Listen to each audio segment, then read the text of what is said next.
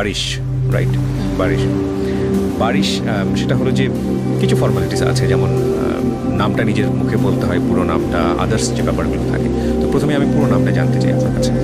হচ্ছে বারিশ হক। বারিশ হক, নিকনেম হচ্ছে বারিশ। বারিশ মানে তো বৃষ্টি। বৃষ্টি।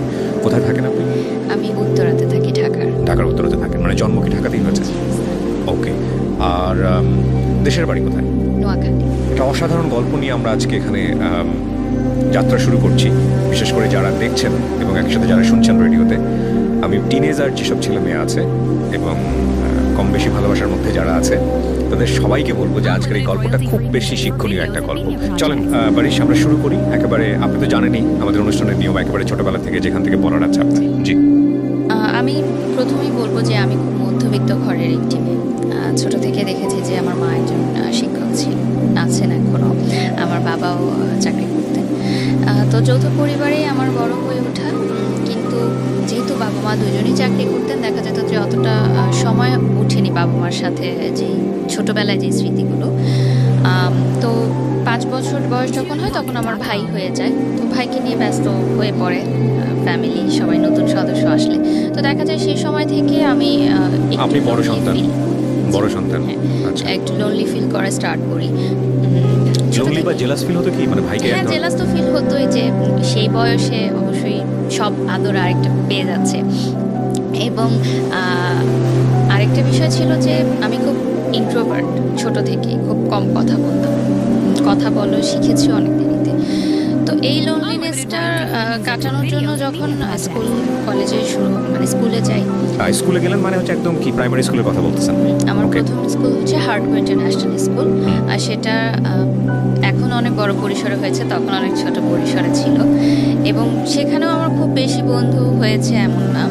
তো যখন ভাই স্কুলে ভর্তি হওয়া শুরু করলো, তখন এরকম একটা ব্যাপার হলো যে যেহেতু আমরা মিডল ক্লাস ফ্যামিলি ছিলাম, যে ভাইকে ইংলিশ মিডিয়ামে পড়াতে হবে, সেক্ষেত্রে দুইজনের ইংলিশ মিডিয়ামের খরচটা আসলে নেওয়াটা পসিবল হচ্ছিল না।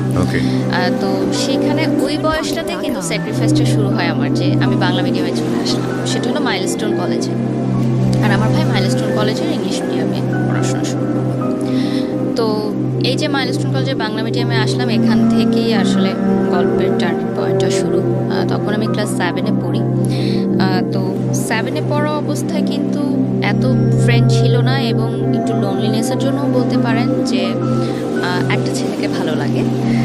সে ছেলেটা ছিল ক্লাস 8-এ। তো আমি ওই সময় কিন্তু আমাদের এতটা অ্যাভেলেবল ছিল না ছেলে মেয়েদের কথা বলা বা ছেলেমেয়েরা বন্ধু হবে এরকম। মোবাইলও ছিল না আমাদের সবার হাতে, ফেসবুক, এত সোশ্যাল মিডিয়া ছিল না। তো সেই সময় ক্লাস 7-এ থাকতেই আমি ক্লাস 8-এ পড়া একজন সিনিয়র ভাইয়াকে প্রপোজ করি। এবং হ্যাঁ, আমি ইন্ট্রোভার্ট একজন মানুষ।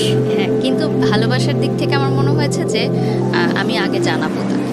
যে সায়েন্স বিল্ডিং এর সামনে আমাদের একটা আছে, ওখানে সবাই বাসে উঠতো এসে, সব সেকশন থেকে এসে। তো আমিও কলেজ বাসে যাওয়া আসা করতাম, সেও কলেজ বাসে যাওয়া আসা করতো।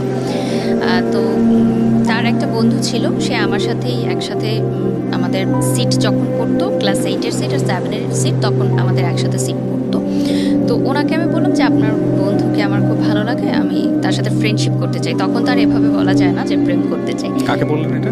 তার বেস্ট ফ্রেন্ডকে, যে আমার সাথে একই মানে পাশাপাশি সিট পড়তো। তো আমি বললাম যে অমুক সময় অমুক তারিখে ছুটির পর আপনারা দুজন ওখানে আসবেন, আমি তাকে কিছু কথা বলবো। যথারীতি তারা আসলো। আমার এখনো মনে আছে সেদিন ইংলিশ সেকেন্ড পেপার পরীক্ষা ছিল, মানে আমি ক্লাস 7-এর ইয়ার এন্ড এক্সাম দিচ্ছিলাম, আর ওনারা বৃত্তি কোচিংয়ের পরীক্ষা দিচ্ছিল, মানে সামনে বৃত্তি পরীক্ষা। তো আসার পর আমি বললাম যে আপনাকে আমার অনেক ভালো লাগে, আমি আপনার সাথে ফ্রেন্ডশিপ করতে চাই। ফার্স্টে জাস্ট ফ্রেন্ডশিপই ছিল, বাট আমার দিক থেকে সেটা প্রেম ছিল। বাট আমি জানতে চাচ্ছিলাম যে সে আমার সাথে কথা বলতে কমফোর্টেবল কিনা, কারণ সেও খুব ইন্ট্রোভার্ট একটা ছেলে ছিল। তো ওর রিপ্লাই কি ছিল? আমি ভেবে দেখবো, ঠিক আছে কথা বলবো। তার কোনো মেয়ে ফ্রেন্ডও ছিল না ওই বয়সে। আপনার ওর কি ভালো লেগেছিল?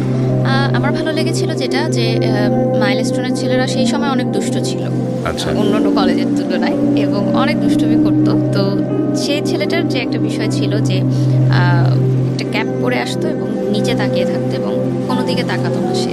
মানে কোনো মেয়ের দিকেও তাকাতো না, কোনো মেয়ের সাথে কথাও বলতো না। সো এই জিনিসটা আমাকে খুব ক্যাচ করেছে যে ডিফারেন্ট ছিল। একটু ডিফারেন্ট ছিল। এবং আমার মনে হচ্ছে যে আমার সাথে যাই ইন্ট্রোভার্ট এবং খুব পরিমিত হাসতো, পরিমিত কথা বলতো, এগুলো আমার তার পার্সোনালিটিটা আমার ভালো লেগেছে। এবং অবশ্যই দেখতে অনেক সুন্দর ছিল, সেটাও একটা সেই বয়সে আসলে দেখতে সুন্দরটাই লাভ এট ফার্স্ট সাইট আর কি। ইভেন আমি যখন তাকে প্রপোজ করি আমি জানতাম না তার নামটা কি, পরবর্তীতে আমি জানতে পেরেছি তার নাম কি, তার পরিচয় কি। তো এভাবে কথা হতে থাকে। তখন কিন্তু মোবাইল ফোন যেহেতু ছিল না, টিএনটিতে আমরা প্রেম করতাম।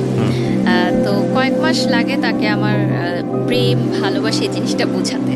আপনি নিজেও তো বুঝতেন না? বুঝতাম না, কিন্তু ফ্রেন্ডশিপের যে একটু বেশি এটা ভালো লাগাটা, ভালোবাসাটা, এই বিষয়গুলো শেয়ার করা। তো একদিন কথা বলছিলাম এরকম ফোনে, আমার আরেকজন শুনলো, যেহেতু আমরা যৌথ পরিবারে ছিলাম, সে মাকে বললো যে এরকম আমি কথা বলি একজনের সাথে। তো বাসায়ও মারধর স্বাভাবিকভাবেই, ছেলের বাসায়ও ফোন দিল আমার বাসা থেকে। তো তারপর যেটা সিদ্ধান্ত হলো যে স্কুল থেকে আমাকে বললো যে যদি তুমি ক্লাস 8-এ অ্যাডমিশন নিতে চাও তোমার ফ্যামিলিকে ডাকতে হবে, যেহেতু এরকম একটা বিষয় জানাজানি হলো। এবং অন্য স্টুডেন্টরাও তখন গিয়ে বললো যে হ্যাঁ আমরা তো জানি ওদের মধ্যে এরকম প্রেম চলছে। মানে তখন কথা লাগায় এরকম হয় না যে অন্যরাও এই কথাগুলো বলল। তো সে সময় আমার মনে হলো যে এই স্কুলে আমি আর পড়বো না। এবং ছেলেটার জন্য অনেক কষ্টকর ছিল যে ও বললো যে না আমি তোমার সাথে আর কথা বলবো না, আমাকে প্রচুর মানুষজন অনেক কথা জিজ্ঞাসা করছে, টিচাররা অনেক কথা জিজ্ঞাসা করছে, বাসায় সমস্যা, আমি সম্পর্ক রাখতে চাই না। তো যাই হোক আমি সে বললো যে সে স্কুল ছেড়ে দেবে। সে গাজীপুরে থেকে আসতো উত্তরাতে মাইলস্টোন, এবং গাজীপুরে তখন এত ভালো শিক্ষা প্রতিষ্ঠান ছিল না।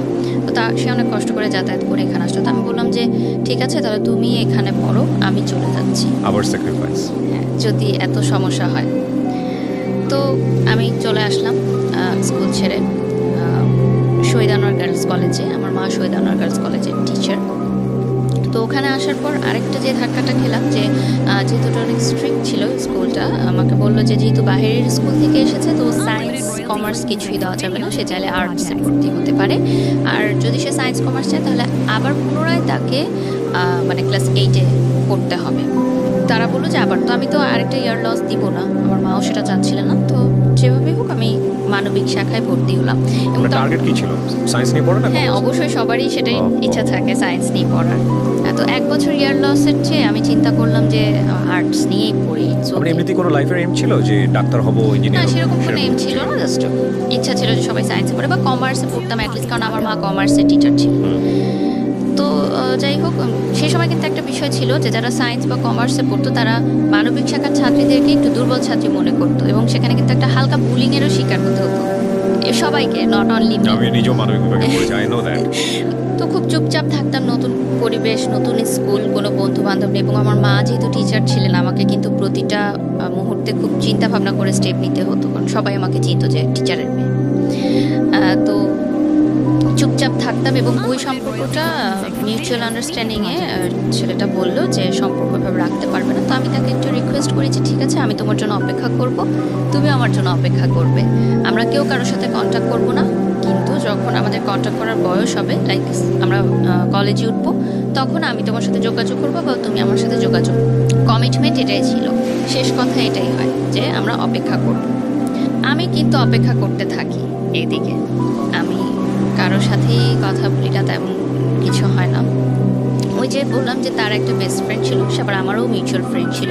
ওই ভাইয়ার মাধ্যমে মাঝে মধ্যে মাসে একবার হয়তো খোঁজ নিতাম যে সে ভালো আছে কিনা। আমি ভালো আছি এটুকু জানানোর জন্য, যেহেতু তখন মোবাইল এতটা ইজি ছিল না এবং ওনার পার্সোনাল মোবাইল ছিল সেই সময়, দ্যাটস ওই কথা বলা হতো। তো ইন দ্য মিড টাইম যখন ওরা এসএসসি পরীক্ষা দেয় লাইক 10-এর পরে, আমি তখন ক্লাস 10-এ পড়ি, তখন মাইলস্টোনের এক সহপাঠী আমাকে ফোন করে, মানে তার সাথেও আমার কন্ট্যাক্ট হতো মাঝে মধ্যে। সে আমাকে জানায় যে যে ছেলেটার জন্য আমি অপেক্ষা করছি সে আরেকটা রিলেশনে ইনভলভ হচ্ছে, এরকম মানে মাইলস্টোনেরই আরেকটা মেয়ের সাথে, তারই সহপাঠী। তো আমি প্রথমে সেই জিনিসটা একদমই বিশ্বাস করিনি, কারণ আমার ওই যে মাথায় ছিল যে কমিটমেন্ট, সে আমাকে কমিটমেন্ট দিয়েছে এবং আমি কমিটমেন্ট রাখছি, তার মানে সেও কমিটমেন্ট রাখছে। সেই এখনো মানে মনে হয় যে ব্যাপারগুলো অনেক সিলি ছিল, বাট সেই বয়সটাই কিন্তু ডেফিনেটলি আমি এটাই বলবো, যারা দেখছেন তাদেরকে বলবো যে এটা আপনি আপনার বয়স দিয়ে জাজ করবেন না, ওই সময়ের বয়সটা দিয়ে জাজ করেন, তাহলে আপনি রিলেট করতে পারবেন অনেক কিছু। বলুন। তো যে বিষয়টা ছিল যে আমি তো ওয়েট করছি, তো আমি মনে করলাম যে ঠিক আছে এসএসসি পরীক্ষাটা শেষ হোক, তারপর আমি তার সাথে এইসব বিষয় নিয়ে কথা বলবো, এখন তাকে আমি ডিস্টার্ব করতে চাই না।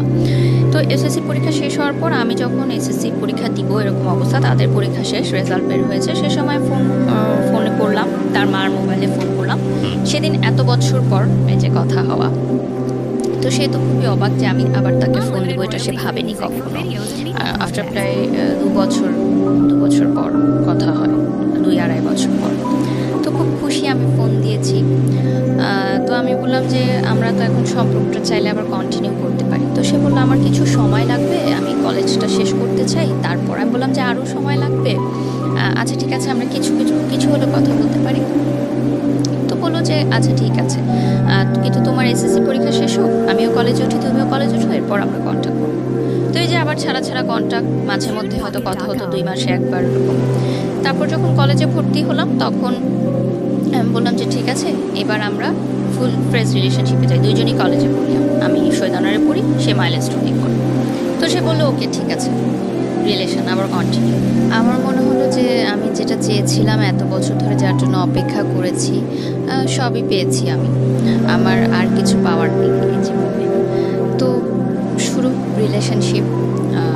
তো রিলেশনশিপ শুরু হওয়ার প্রায় 6 মাসের মাথায় আমি জানতে পারি যে অন্যান্য সহপাঠীদের কাছ থেকে এবং ফ্রেন্ড সার্কেলের মাধ্যমে যে তার মাইলস্টোন কলেজেও একটা রিলেশনশিপ আছে একটা মেয়ের সাথে, এবং সেই মেয়েটা তারই ক্লাসমেট।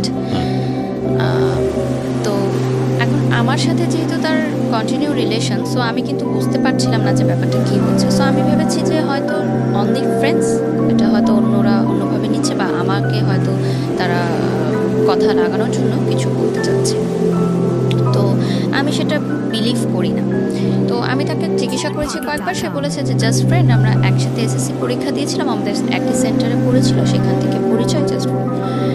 তো ঠিক আছে। তো ওই মেয়ের জন্মদিনের সময় সে আমাকে বলে যে বার্থডে ওর আমরা সবাই সেলিব্রেট করতে যাচ্ছি। তখন উত্তর একটা রেস্টুরেন্ট ছিল ভূতের আড্ডা, যেটা এখন উঠিয়ে দেওয়া হয়েছে। তো ওই রেস্টুরেন্টে পরবর্তীতে আমি জানতে পারি তার ফ্রেন্ড সার্কেলের মাধ্যমে যে পার্টিটা সেই থ্রো করেছিল মেয়েটার জন্য, মেয়েটাকে সারপ্রাইজ দেওয়ার জন্য। তো যখন ইন্টার পরীক্ষার রেজাল্ট দেয় তার আগে ওরা পুরো ফ্যামিলি যায় হচ্ছে ইন্ডিয়াতে, আজমির শরীফে। তো সেই সময় সে যখন ইন্ডিয়াতে যায়, আমি বাংলাদেশে থাকি, ওই মেয়েটা আমাকে ফোন দেয়। ফোন দিয়ে সে আমাকে নানা নাজে বাজে কথা বলে যে তার বয়ফ্রেন্ডের সাথে আমি কেন রিলেশন রেখেছি, আমি কেন তাকে ছাড়ছি না। আমি বললাম আমি তো এগুলোর কিছুই জানি না, এবং সে যেহেতু ইন্ডিয়া, আমি তার সাথে কন্ট্যাক্ট করতে পারছি না। তো এমন কোনো কথা নাই যে সে বললো না। এখানে আরেকটা ছোটো বিষয় অ্যাড করতে চাই, আমার এসএসসি পরে যে 3 মাস গ্যাপ ছিল, তখন কিন্তু আমি নাচের স্কুলে ভর্তি হই, বুলবুল ললিতকলা একাডেমি বাফা। আমি ওখানে ক্লাস করতাম উত্তরা শাখাতে। তখন নাচটা শেখা ছিল শুধুমাত্র একটি সময়, মানে টাইম পাস করার জন্য। আর এমনিতে ভালো লাগতো ছোটো থেকে নাচের প্রোগ্রাম দেখতে টেলিভিশনে, জাস্ট কীভাবে নাচটা করে এটা জানার জন্য, কালচারাল অ্যাক্টিভিটিসে পার্টিসিপেট করার জন্য, দ্যাটস ইট। এটাকে প্রফেশন হিসেবে নিব বা নাচ করব, টেলিভিশনে কাজ করব, এরকম মানে স্বপ্ন দেখিনি কখনো। কারণ আমার ওই ধ্যান ধারণা ছিল ওই ছেলেটাকেই নিয়েই, আর বাকি সব কিছু আমার কাছে মনে হতো যে এক্সট্রা সব কিছু, ওইটাই আমার মেইন। তো ওই মেয়েটা আমাকে খুব মানে একটা কথা বলেছিল, সেটা আমার এখনও মনে পড়ে, যে আমাদের তখন স্কুলে, নাচের স্কুলে আমাদের সামনে একটা ছোট পার্ক ছিল, ওই পার্কে আমাদের গ্রুপ নাচ হতো তখন। তো ওই স্কুলে যারা মানে নাচ শিখতো তারা সবাই গ্রুপে নাচ করতো। তখন সে আমাকে বলে যে তোর মূলত শুধু ওই পার্কে নাচ করার, তুই তো রাস্তার মেয়ে, এর বেশি তো কিছু করতে পারবি। তো এই কথাটা না এখন আমার খুব কানে বাজে, এই কথাটা আমি ভুলতে পারি না এখন পর্যন্ত, যে এত খারাপ কথা আমাকে শুনতে হয়েছে সে সময়, যে আমি জানি না, আমি কিন্তু জানি না যে সে আরেকটা রিলেশনশিপে আছে। যদি আমি জানতাম তাহলে হয়তো আমি আগাতাম না। তো পরে যখন সে ইন্ডিয়া থেকে আসে, আমি ফোনের সব কিছু রেকর্ড করে রাখি। তখন কিন্তু কল রেকর্ড করা যেত, যে বাটন সিস্টেম যে ফোনগুলো ছিল ওটাতে কল রেকর্ড করে আমি তাকে শোনাই যে এই কথাগুলো আমাকে শোনানো হয়েছে, এই মেয়েটাকে। তখন সে বলে মেয়েটা আমাকে জাস্ট পছন্দ করে, তোমাকে হয়তো এমনি কথাগুলো বলেছে, বাদ দাও, এগুলো সব ভুলে যাও।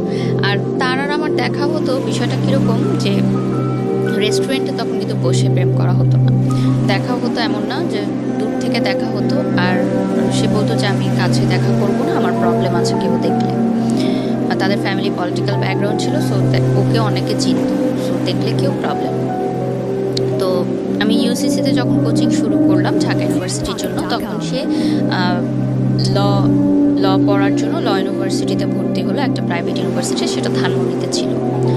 তো দেখাটা আমাদের কিভাবে হতো, আমি তার জন্য ধানমন্ডির বাসে উঠতাম, মানে সে গাজীপুর থেকে আসতো, আমি এয়ারপোর্ট থেকে উঠতাম, বাসটা ধানমন্ডি যেত, আমি খামার বাড়িতে নামতাম। এবং তখন কিন্তু ওয়ান ওয়ে ছিল রিক্সার, আমি খামার বাড়ি থেকে হেঁটে ফার্ম গেটে যেতাম ইউসিসিতে। আমি ফার্ম গেটের বাসে উঠতাম না, তার সাথে ওইটুকু পথ যাওয়া, এটাই ছিল আমার জন্য মানে তার সাথে দেখা হওয়া। এবং কোচিং করাটাও কিন্তু এত ইম্পর্টেন্ট ছিল না, তার সাথে দেখা করাটাই ছিল আমার জন্য ইম্পর্টেন্ট। এবং তার বাসটা সংসদ ভবন হয়ে ধানমন্ডি চলে যেত, এবং আমি প্রতিদিন রোদ্রের মধ্যে হেঁটে হেঁটে ফার্ম গেট যেতাম।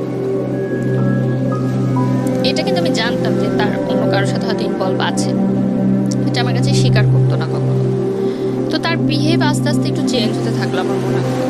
আগে রাতে কথা বলতো, সারা রাতে কথাও কমিয়ে দিল, দেখা কমিয়ে দিল, বলতো যে এভাবে প্রতিদিন যাওয়া আসা করে আমার ভালো লাগে না, আমি ফ্রেন্ডদের সাথে যেতে চাই, আমার ফ্রেন্ডরা থাকে ওদের সাথে। ঠিক আছে, একটা টাইম পরে আমি অনেকগুলো প্রুফ পেলাম যে সে আরেকটা রিলেশনশিপে আছে। বসার পর আমি শুধু তাকে একটা কথাই জিজ্ঞাসা করি ওই সময়, যে আমি আগে পরে কোনো কথাই জানতে চাই না, আমি শুধু জানতে চাই যে তোমার মেয়েটার সাথে শারীরিক সম্পর্ক হয়েছে কিনা, কারণ আমার সাথে তার এরকম কোনো সম্পর্ক ছিল না। যে বললাম যে দূর থেকে দেখা, এটুকুই ছিল আমার ভালোবাসা। তো আমি বলতে চাচ্ছি যে আগে পিছিয়ে আমি কিছু জানতে চাচ্ছি, জাস্ট আমি ইয়াস অন্য জানতে চাচ্ছি। সে বলে ইয়াস। তো আমার হাতে একটা গ্লাস ছিল, আমি গ্লাসটা জাস্ট ছুঁড়ে মেরে চলে আসি, উঠে আমি বাসে করে চলে আসি। ওইটাই শেষ দেখা সরাসরি আমার। এখনো মনে আছে যে একসাথে আসার কথা ছিল, বাট আমি চলে আসি ওই গ্লাসটা ভেঙে। সে কীভাবে এসেছে আমি জানি না। তো পুরোটা বাসে আমি কাঁদতে কাঁদতে আসি ফার্ম গেট থেকে এয়ারপোর্ট পর্যন্ত। এবং আমার মনে হয় যে মানে পরবর্তীতে যেটা আমি জানতে পারি যে আমি যখন ছিলাম না, সেই গ্যাপের মধ্যে তার ওই রিলেশনশিপটা হয়েছিল। এবং পরবর্তীতে সে ভেবেছিল যে আমার সাথে কন্টিনিউ করার পর হয়তো একজনকে সে তাকে হয়তো বাদ দিয়ে দিবে সে, বাট সে আসলে দুইটা রিলেশনই কন্টিনিউ করছিল, ওই মেয়েটাকেও সে না করতে পারছিল না। এখন এখানে তার ফলটাও আমি কিভাবে দেখবো, কারণ সে ভাবেনি যে আমরা বরং সিচুয়েশনটাকে অ্যাকসেপ্ট করি। ওর জায়গা থেকে বিষয়টা বলার থাকলে হয়তো 1000 টাইপ অফ লজিক আছে, আপনার জায়গা থেকে এটা সত্য, ওর জায়গা থেকে সত্যটা অন্যরকম।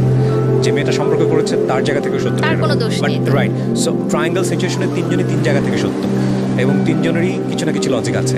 আমি শুধু বয়সটাকে দেখতে চাই। আপনার যখন ব্রেকআপ হলো তখন বয়সটা কত? মানে যখন আপনি গ্লাসটা ভাঙলেন ওই সময় বয়সটা কত? 18। সো 18 এজ, এই এইজে এত যুক্তি দিয়ে প্রেম চলে না, ডেফিনেটলি চলে না। এখানে ফুল অফ ইমোশন, বয়ঃসন্ধিকাল, এবং এখানে আসলে কি হয় মানে এত জাজমেন্টে যাওয়াটা খুব মুশকিল। বরং আমরা আপনার জীবনের ঘটনা থেকে আমরা আমাদের যেন শিক্ষাটা নিতে পারি, আমাদের যেন কিছু না কিছু হলো ওই রকম সিদ্ধান্ত নেবার ক্ষেত্রে যেন সতর্ক হতে পারি, যেটা কারণে আপনি মূলত আজকে এখানে এসেছেন। সো ওই জায়গাগুলোকে আমরা ফোকাস করি। সো প্লিজ ডু নট জাজ হার, কারণ ওনার লাইফে যে ঘটনা ঘটেছে তার চেয়ে ভয়ঙ্করতম ঘটনা অনেকের জীবনে ঘটে। ঠিক আছে, উনি যে সাহস করে আজকে এখানে বলতে এসছেন নিজেকে হালকা করার জন্য, এইটাকে অ্যাপ্রিসিয়েট করার মতো। তো বলেন তারপর কি হলো? তারপরে আমার মনে হলো যে আমি আসলে তাকে ছাড়া থাকতে পারবো না, যত কষ্টই হোক আমি তার সাথে থাকবো। আমি তাকে বোঝাবো যে তুমি আমার সাথে থাকো, টাইম নাও ওই মেয়েটার থেকে দূরে আসার জন্য। কিন্তু কোনোভাবেই সে আর কি আমার সাথে কন্ট্যাক্ট করে না।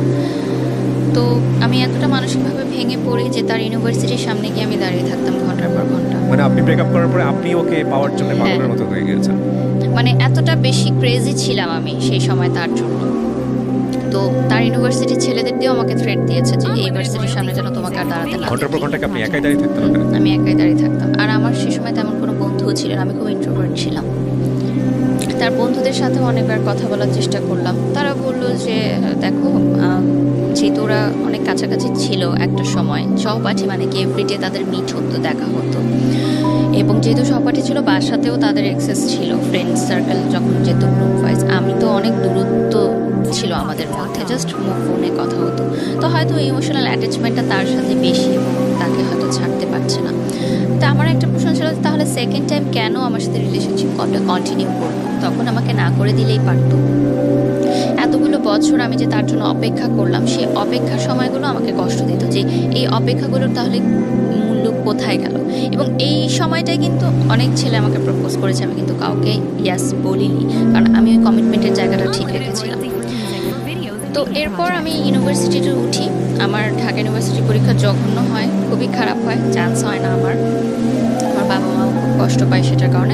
এটা আপনার লেখাপড়াতে এফেক্ট করছিল। আমি যখন ইন্টার পরীক্ষা দিই তখন আমার যখন প্রেম চলছিল, আমি কিন্তু ইন্টার সেকেন্ড ইয়ারে গোল্ডেন এ প্লাস পাই মানবিক শাখা থেকে, এবং ঢাকা বোর্ডে 22তম স্থান অধিকার করি, মানে মোট নাম্বারের দিক থেকে, মানে যোগ করে সব নাম্বার যোগ করে আমি 22তম হই, এবং মানবিক শাখা থেকে প্রথম মানে 22তম আমিই হই। মানে এর আগে যারা হয়েছে 1 থেকে 21 তারা সবাই সায়েন্স বা কমার্সে। ও মানে কম্বাইন্ড? হ্যাঁ, কম্বাইন্ড হোল ঢাকা বোর্ডে আমি 22তম হই। সায়েন্স আর কমার্স কোনো ব্যাপার না, সবকিছু মিলিয়ে হোল এটা। এবং আমাকে কত সালে এটা হচ্ছে 2012, এবং আমাকে গভর্নমেন্ট থেকে কিন্তু প্রতি বছর টাকা দেওয়া হতো। ক্যান ইউ ইমাজিন এই মেয়েটা ঢাকা ইউনিভার্সিটিতে চান্স পায়নি জাস্ট বিকজ অফ এই উলালা টাইপ প্রেম। ওকে, তারপর এটাই আসলে লার্নিং এর বিষয়। যারা এখন দেখবে যে পড়াশোনাটা অনেক বেশি ইম্পর্টেন্ট, কারণ জীবনের ক্যারিয়ারটা টোটালি চেঞ্জ হয়ে যায়। কিন্তু এই আপনার এই গল্প এখন পর্যন্ত আমাকে মানে এই মোমেন্টটা আমাকে ধাক্কা দিয়েছে। এর আগ পর্যন্ত আমি শুনেছি জীবনে এই ধরনের গল্প বহু শুনেছি, কিন্তু এই যে গা শিউরোটার ফিলিংস আমি খুব কম গল্পেই পাই, এখন উঠেছে। মানে আমার টিচাররা এবং আমার ফ্যামিলি ফ্রেন্ডসরা সবাই চিন্তা করেছিল যে আমি যে কোনো একটা সাবজেক্টে তো পাবোই, মানবিক শাখার কিন্তু অনেক সাবজেক্ট থাকে, এমন না যে আমাকে টপ সাবজেক্টগুলোতেই পেতে হবে চান্স। তো আমি পুরো এক্সামও দিতে পারিনি, আমি একটু সিক ছিলাম। তো তারপর আমি ভর্তি হই ইন্ডিপেন্ডেন্ট ইউনিভার্সিটি বাংলাদেশ আইউবিতে বসুন্ধরা শাখা, এবং ওখানে আমি ফুল স্কলারশিপ নিয়ে ভর্তি হই। মানে আমার কোনো কোন সাবজেক্টে পড়েন? আমি মিডিয়া কমিউনিকেশনে ভর্তি হই, এবং আমার কোনো টিউশন ফি লাগতো না, ফুল ফ্রি। আমি প্রাইভেট ইউনিভার্সিটিতে পড়তাম, যেহেতু আমার রেজাল্টটা ভালো ছিল। যেহেতু আমি বলেছি আমি মিডল ক্লাস ফ্যামিলির মেয়ে, সো অবভিয়াসলি প্রাইভেট ইউনিভার্সিটির এত খরচ নেওয়াটা সম্ভব ছিল না। তো শুরু হয় আমার নতুন পড়াশোনা সব কিছু। তো সে সময় আমার ফেসবুক নতুন, তো ফেসবুকে আমার একটা ছেলের সাথে পরিচয় হয়। সেই ছেলেটা তখন জব করে অলরেডি একটা গার্মেন্টস ফ্যাক্টরিতে, আমার চেয়ে প্রায় 14 বছরের বড়। তো যেহেতু আমার তেমন কোনো ফ্রেন্ড ছিল না, সো আমি তাকে কখনো দেখিনি, তার সাথে কথা বলতাম, জাস্ট শেয়ার করতাম যে আমার এরকম ব্রেকআপ হয়ে গেছে, আমার খুব খারাপ লাগছে। ছেলেরাই মনে হয় খারাপ, সব ছেলেরা খারাপ, এরকমভাবে কথা বলতাম। তো এক সময় সে বলে যে আমি তোমার সাথে দেখা করতে চাই। তো দেখা করলাম, দেখলাম যে আমার চেয়ে অনেক সিনিয়র একটা ভদ্রলোক বলতে গেলে। তো আমার তার সাথে কথা বলতে ভালো লাগতো, যে আমি কথাগুলো বলে হালকা হতে পারতাম। আর আমার তখনকার সেই সময় সমসাময়িক বান্ধবীরা সবাই কিন্তু প্রেম করছে, একদম চুটিয়ে প্রেম করছে। তো তাদের সাথে কিন্তু এই দুঃখের কথাগুলো কয়জন বা কতক্ষণ ধরেই বা শুনতে চায়, তারাও কিন্তু নিজেদের লাইফে ব্যস্ত, এবং দিনের পর দিন কিন্তু কেউ শুনতে চাবে না। তো তার সাথে আমি শেয়ারিংগুলো করতাম। স্টিল নাও কিন্তু আমার ফ্যামিলি জানে না যে আমার পার্সোনাল লাইফে কী হচ্ছে, স্টিল জানে না। না, তাদেরকে আমি একটুও বুঝতে দিইনি, কারণ আমি খুবই চাপা স্বভাবের ছিলাম ছোট থেকে। তো নাচের ক্লাসও চলছে, কন্টিনিউ নাচের ক্লাসের মতো চলছে, টুকটাক অনুষ্ঠান করছি আমি। বাংলাদেশ টেলিভিশনে আমার বিতর্ক করতাম, কুইজ প্রতিযোগিতা, এবং জাতীয় পর্যায়ে আমার বিভিন্ন পুরস্কারও আছে। সেটা 2008 থেকে বাংলাদেশ টেলিভিশনে করি।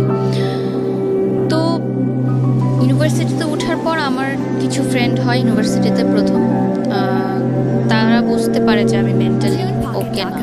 মানে হঠাৎ কান্না করে ফেলি, হঠাৎ কোনো নিউ রিলেশনশিপ কাপলকে দেখলে আমার খুব খারাপ লাগে, যেটা হয় ব্রেকআপের পর। এবং তাকে আমি ভুলতে পারছিলাম না কোনোভাবেই। মানে আমার মনে হচ্ছিল যে জিনিসটা আমার, সেটা চোখের সামনে দিয়ে আরেকজন নিয়ে চলে যাচ্ছে, এটা আসলে মানা যায় না। তো আমার মনে হলো যে আমি আসলে মানসিক চাপটা নেওয়ার জন্য প্রস্তুত নাই এই বয়সে। তো আমার মনে হলো যে আমি আর বেঁচে থাকতে চাই না, কারণ আমি আসলে এটা দেখতে পারবো না যে আমার ভালোবাসার মানুষটা অন্য কারোর সাথে আছে।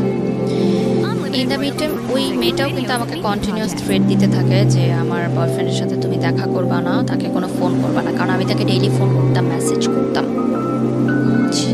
সে আমাকে ফোন করে নানান আজে বাজে গালাগালি যত ছিল অনেক কিছু বলে।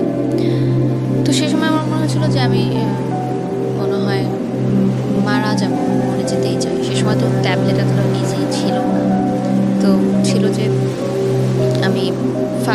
চেয়েছিলাম, প্রিপারেশনও নিয়েছিলাম, বাট জাস্ট একটা মোমেন্টের জন্য আমার মনে হলো যে আমারটা জীবন তো মাত্র শুরু।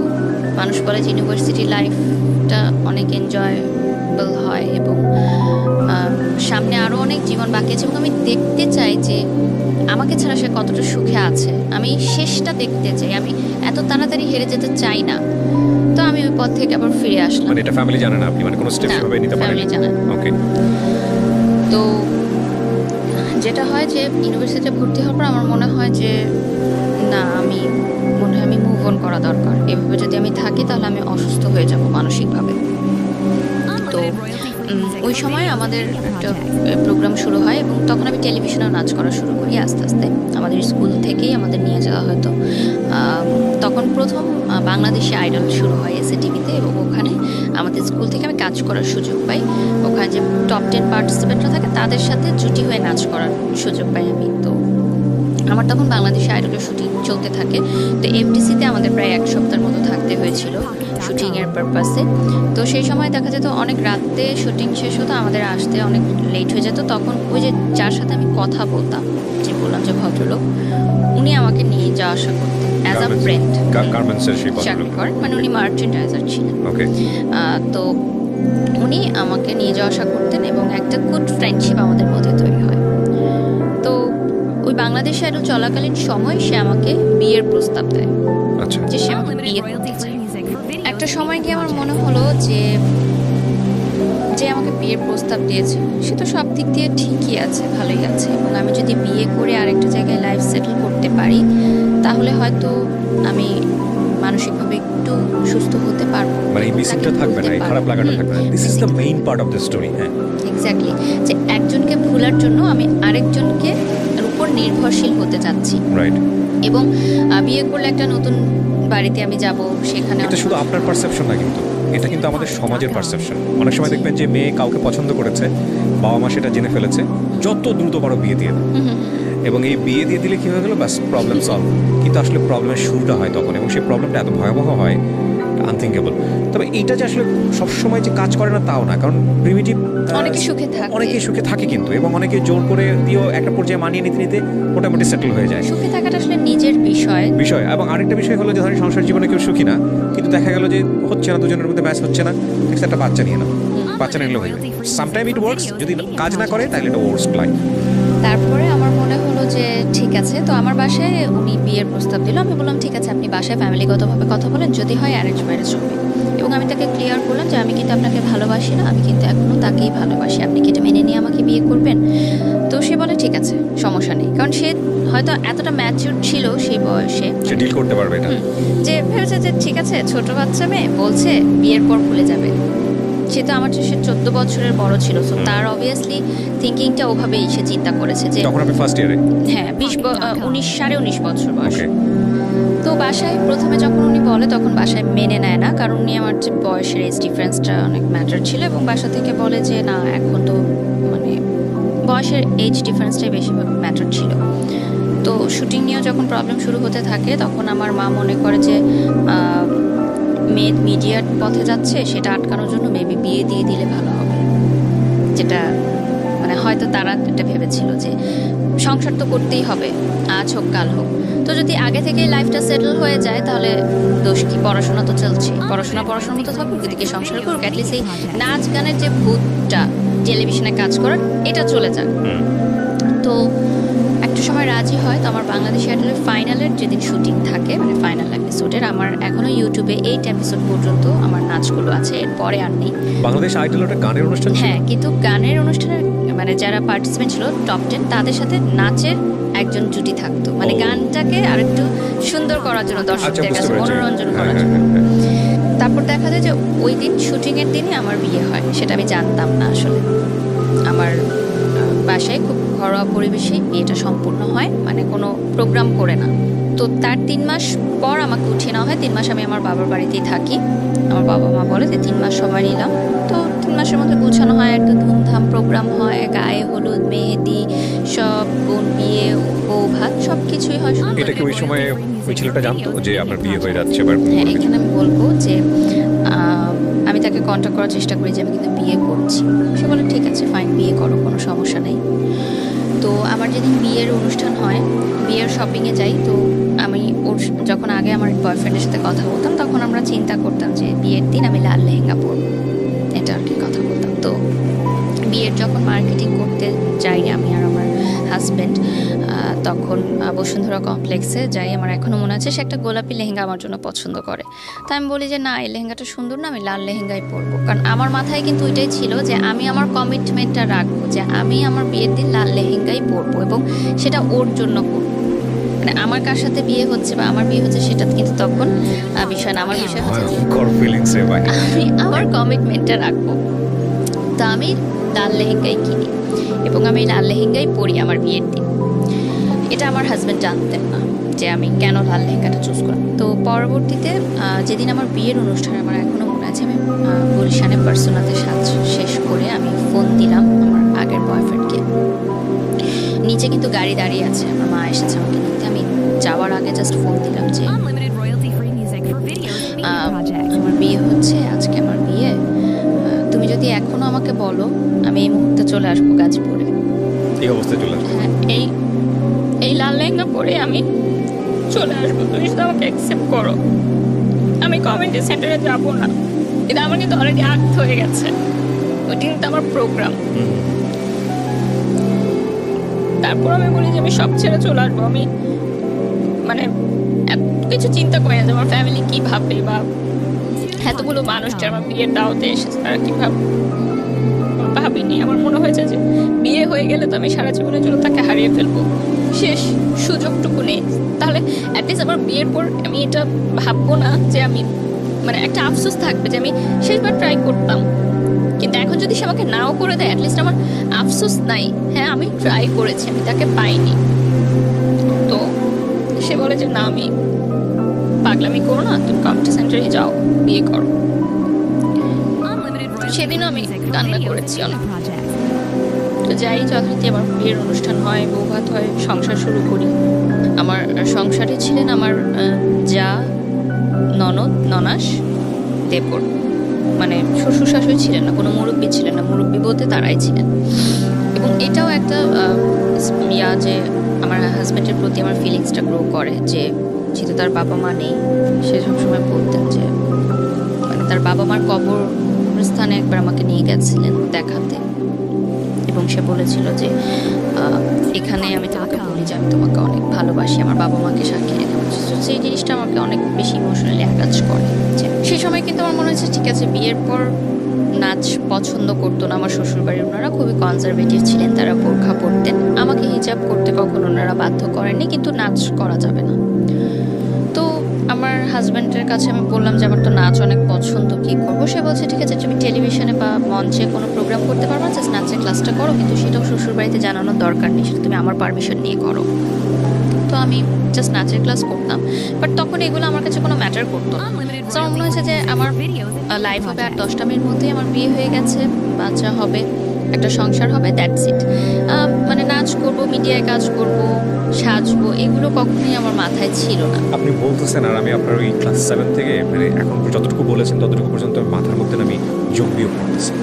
আমার শুধু একটা জিনিস এসে বারবার বাড়ি দিচ্ছে মাথায়, যে একটা মেয়ে কী পরিমাণ ব্রিলিয়ান্ট হলে মানবিক বিভাগ থেকে সে এত ব্রিলিয়ান্ট রেজাল্ট করতে পারে এইচএসসিতে, এবং সেই মেয়েটার ফিউচার এই একটা রিলেশনশিপকে কেন্দ্র করে কত আপস অ্যান্ড ডাউন এবং জীবনটাকে কোথায় নিয়ে যাচ্ছে।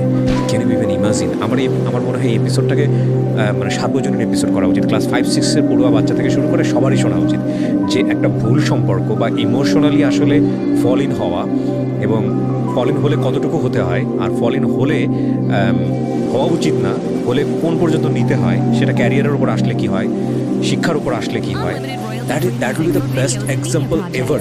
আজকের এপিসোডটা নিয়ে আমার এটাই বলতে ইচ্ছে করছে, কারণ আমি তো গেস করতে পারছি, আমার মনে হয় আপনারাও গেস করতে পারছেন যে এরপরে কী শুনবেন আপনারা।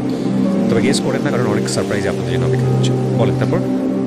আরেকটা বিষয় ছিল যে আমি অন্য সাবজেক্টেও পড়তে পারতাম। আমাকে আমার আইইউবি থেকে বলেছিল যে ল, ইকোনমিক্স, ইংলিশ পড়তে, কারণ কিন্তু তখন আমার মানসিকভাবে এতটা আমি ভেঙে পড়েছিলাম যে আমার মনে হচ্ছিল যে এই সাবজেক্টগুলো নিয়ে পড়াটা আমার জন্য অনেক ডিফিকাল্ট হবে। সো এই জন্য মিডিয়া অ্যান্ড কমিউনিকেশন সিলেক্ট করলাম, কারণ এখানে কিন্তু অনেক ক্রিয়েটিভ রাইটিংস থাকে এবং আমি আগে থেকে খুব ক্রিয়েটিভ রাইটিংসে আমি উইথ ডিউ রেসপেক্ট, আমি আপনার ফ্যামিলিকে রেসপেক্ট করে কিছু কথা বলতে চাই। একটা যেটা হচ্ছে যে আপনি ইন্ট্রোভার্ট ছিলেন, শেয়ার করছেন না কারোর সঙ্গে, কিন্তু আপনার যেই পরিবর্তনগুলো, ক্যারিয়ারিস্টিক যে পরিবর্তনগুলো, এডুকেশনের যে পরিবর্তন আসতেছে, ধুমধাম করে যে ঘটনাগুলো ঘটে যাচ্ছে, এগুলো তো আপনার বাবা আমার সামনেই ঘটছিল।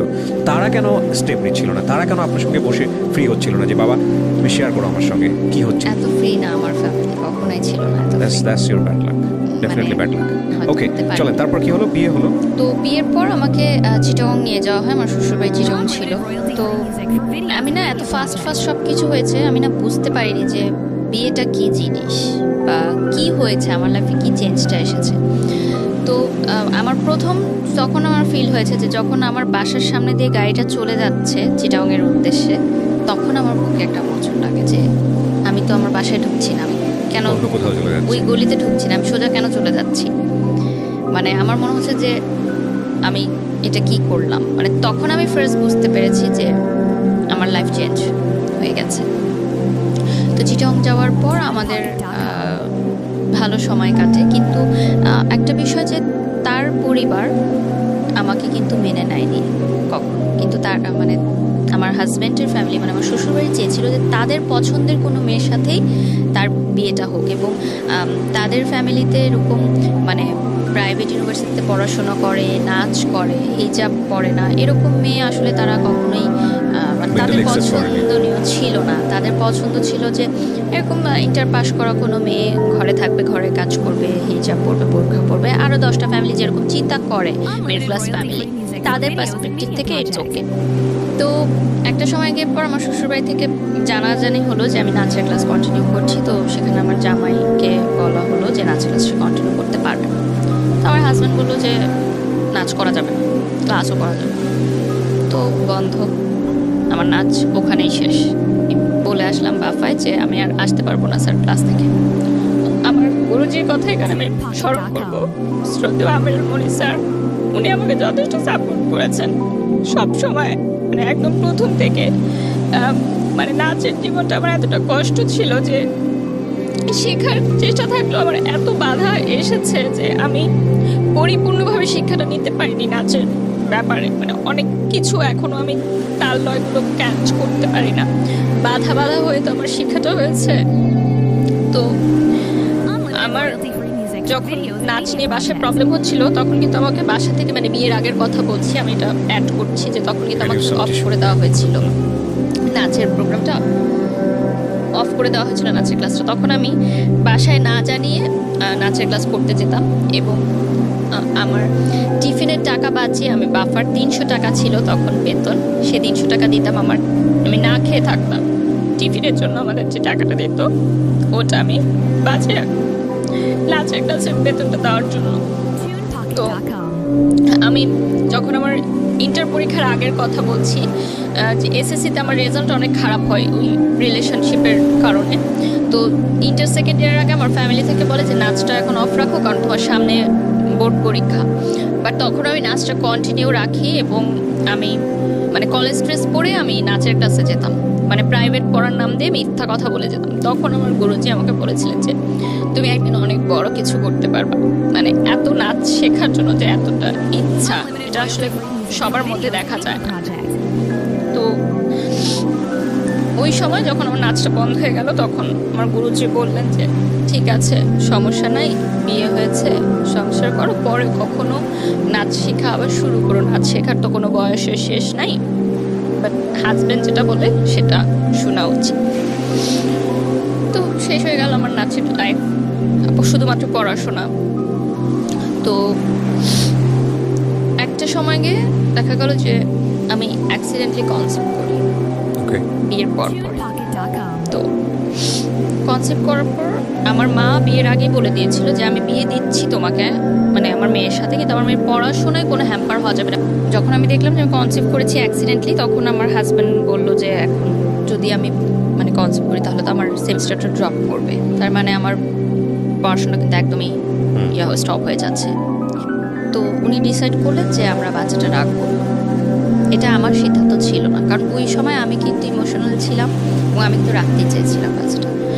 সে বলল যে আমরা এটা নিব না, কারণ তোমার মা আমাকে অনেক আশা করে তোমাকে দিয়েছে, তো আমি যদি এখন তার কথাটা না রাখি এটা ভালো দেখায় না, আর আমি এখনো প্রিপেয়ার না। তো ওই বয়সে যখন আমি ফার্স্ট প্রেগনেন্ট হলাম, সেদিন থেকে প্রথম আমি আমার এক্স বয়ফ্রেন্ডকে ফোন দেওয়াটা অফ করে দিই। আচ্ছা। কারণ আমার ভেতরে একটা অন্যরকম একটা ফিলিংস কাজ করা শুরু করে। মানে কিছুদিন, জাস্ট এক সপ্তাহ আমরা সময় নিয়েছিলাম ভাবার যে আমরা এটা কী করবো, মানে আমরা কি মেন্টালি প্রিপেয়ার্ড এই বেবিটার জন্য নাকি না। তো সেই এক সপ্তাহের মধ্যে আমার মানসিকতা টোটালি চেঞ্জ হয়ে যায় যে না, আমার লাইফ চেঞ্জ হয়ে গেছে, আমি আরেকজনের বাচ্চার মা হচ্ছি, সো আমি তাকে ফোন দিব না, আর এটা তাহলে আমার বাচ্চার সাথে অন্যায় করা হবে। সেদিন থেকে আমি ডিসিশন নেই যে আমি তার সাথে আর কোনো কন্ট্যাক্ট করবো না, এবং আমি কন্ট্যাক্ট করিও না, টোটালি অফ করে দিই। তো আমার হাজব্যান্ড একটু রাগে ছিলেন প্রথম থেকেই, অফিসের প্রেশারে থাকতেন, এর জন্য হয়তো রাগ করতেন। তো আমি একদিন প্রথম বলি যে আমাদের ইউনিভার্সিটিতে তখন ফ্ল্যাশ মবের একটা ট্রেন্ড শুরু হয়। তো ফ্ল্যাশ মবে আমাকে, যেহেতু আমি নাচ করতাম, এটা জানতো ইউনিভার্সিটিতে অনেকে, তো তারা বলে যে ফ্ল্যাশ মবে আমি সামনে দাঁড়াবো, আমার একটা অ্যাক্ট করতে হবে। তো আমি আমার হাজব্যান্ডকে বাসায় বলি, তো সেদিন প্রথম সে আমার গায়ে হাত তুলে।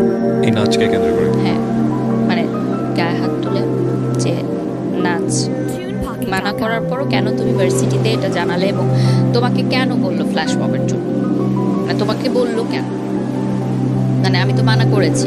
বিয়ের আগে কি আপনি এই বিষয়গুলো নিয়ে কথা বলেনি তার সঙ্গে, যে আমার নাচ বা আমার অন্যান্য জায়গাগুলোয়? হ্যাঁ, এত ফার্স্ট সব কিছু হয়েছে যে মানে আপনি এই বিষয়গুলো নিয়ে কথা বলতে পারেন? হয়নি, বাট তখন এই বিষয়গুলো উঠেনি আসলে।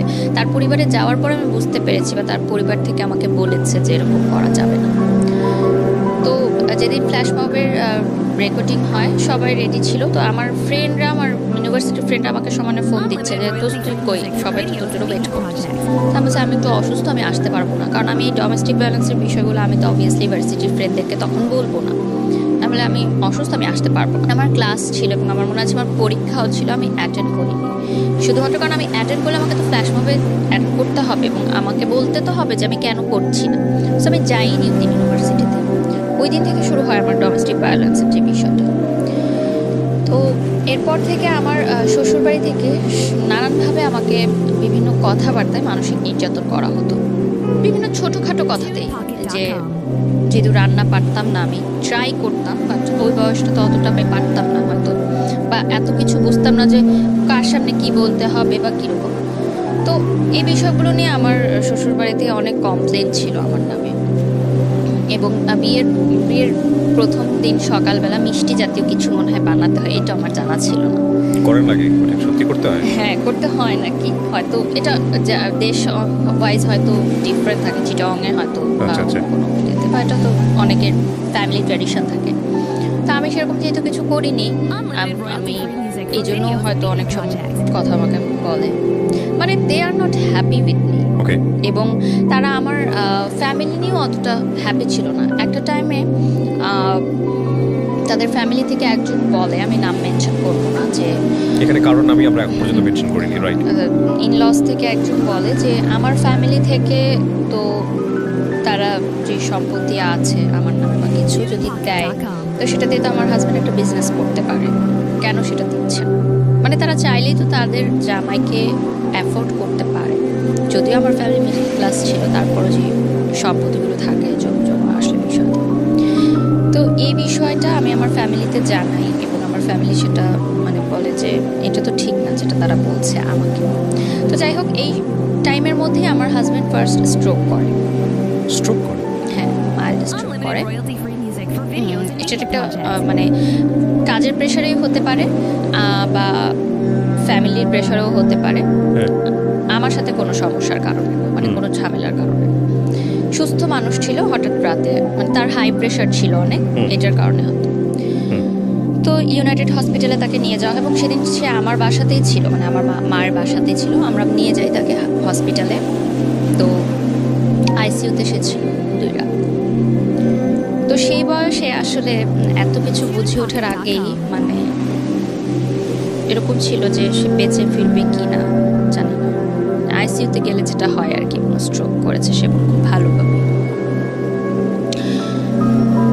আমার এখনো মনে আছে ওই দিন আমি মানে ইউনাইটেডের আইসিইউ সামনে তো মানে বসার কোনো প্লেস নেই, আমি সিঁড়িতে বসেছিলাম সারা রাত, মানে রাত 12:30-1টার দিকে ঘটনা, আমি ভোর পর্যন্ত আমি বসেছিলাম।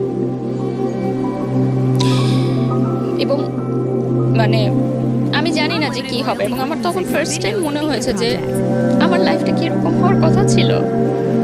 আমার সাথে যে ফ্রেন্ডরা তারা এখন ফুচকা খাচ্ছে, প্রেম করছে, মুভি দেখতে যাচ্ছে, গান শিখছে, ফ্রেন্ডদের সাথে হ্যাং আউট করছে, সুন্দর সুন্দর কাপড় পরছে, আমি আইসিইউর সামনে এইভাবে বসে আছি।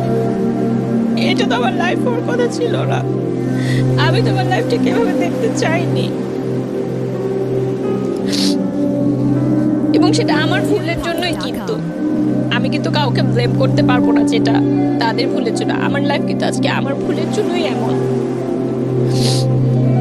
তো ভোরের দিকে আমার দেবর এসে আমাকে একটা জুস কিনে দিল, জুস খেলাম, কারণ আমিও নিজে অসুস্থ হয়ে যাচ্ছিলাম আসলে ওই সময়টায়। তো যাই হোক, দুপুরের দিকে ডক্টর আসেন, ইউনাইটেডের 2টার সময় ডক্টর আসে আবার দুপুরবেলা চেক আপ করার জন্য। তখন বলে যে আপনার হাজব্যান্ড ঠিক আছে, কারণ কোনো চিন্তার বিষয় নেই, ওনাকে আমরা এইচডিআর বা কি যেন একটা বলে ওখানে ট্রান্সফার করে দিচ্ছি, কালকে ডিসচার্জ হয়ে যাবে। তো গেল আরেকটা ধাক্কা গেল আমার লাইফের উপর দিয়ে। তার কয়েক মাসের মধ্যেই আমার হাজব্যান্ডের আরেকটা জটিল রোগ ধরা পড়ে, এবং সেটা বেশ জটিল ছিল। আমি এখন বলতে পারবো না, হয়তো স্ক্রিনে তার হয়তো কোনো ক্ষতি হোক, ঠিক আছে,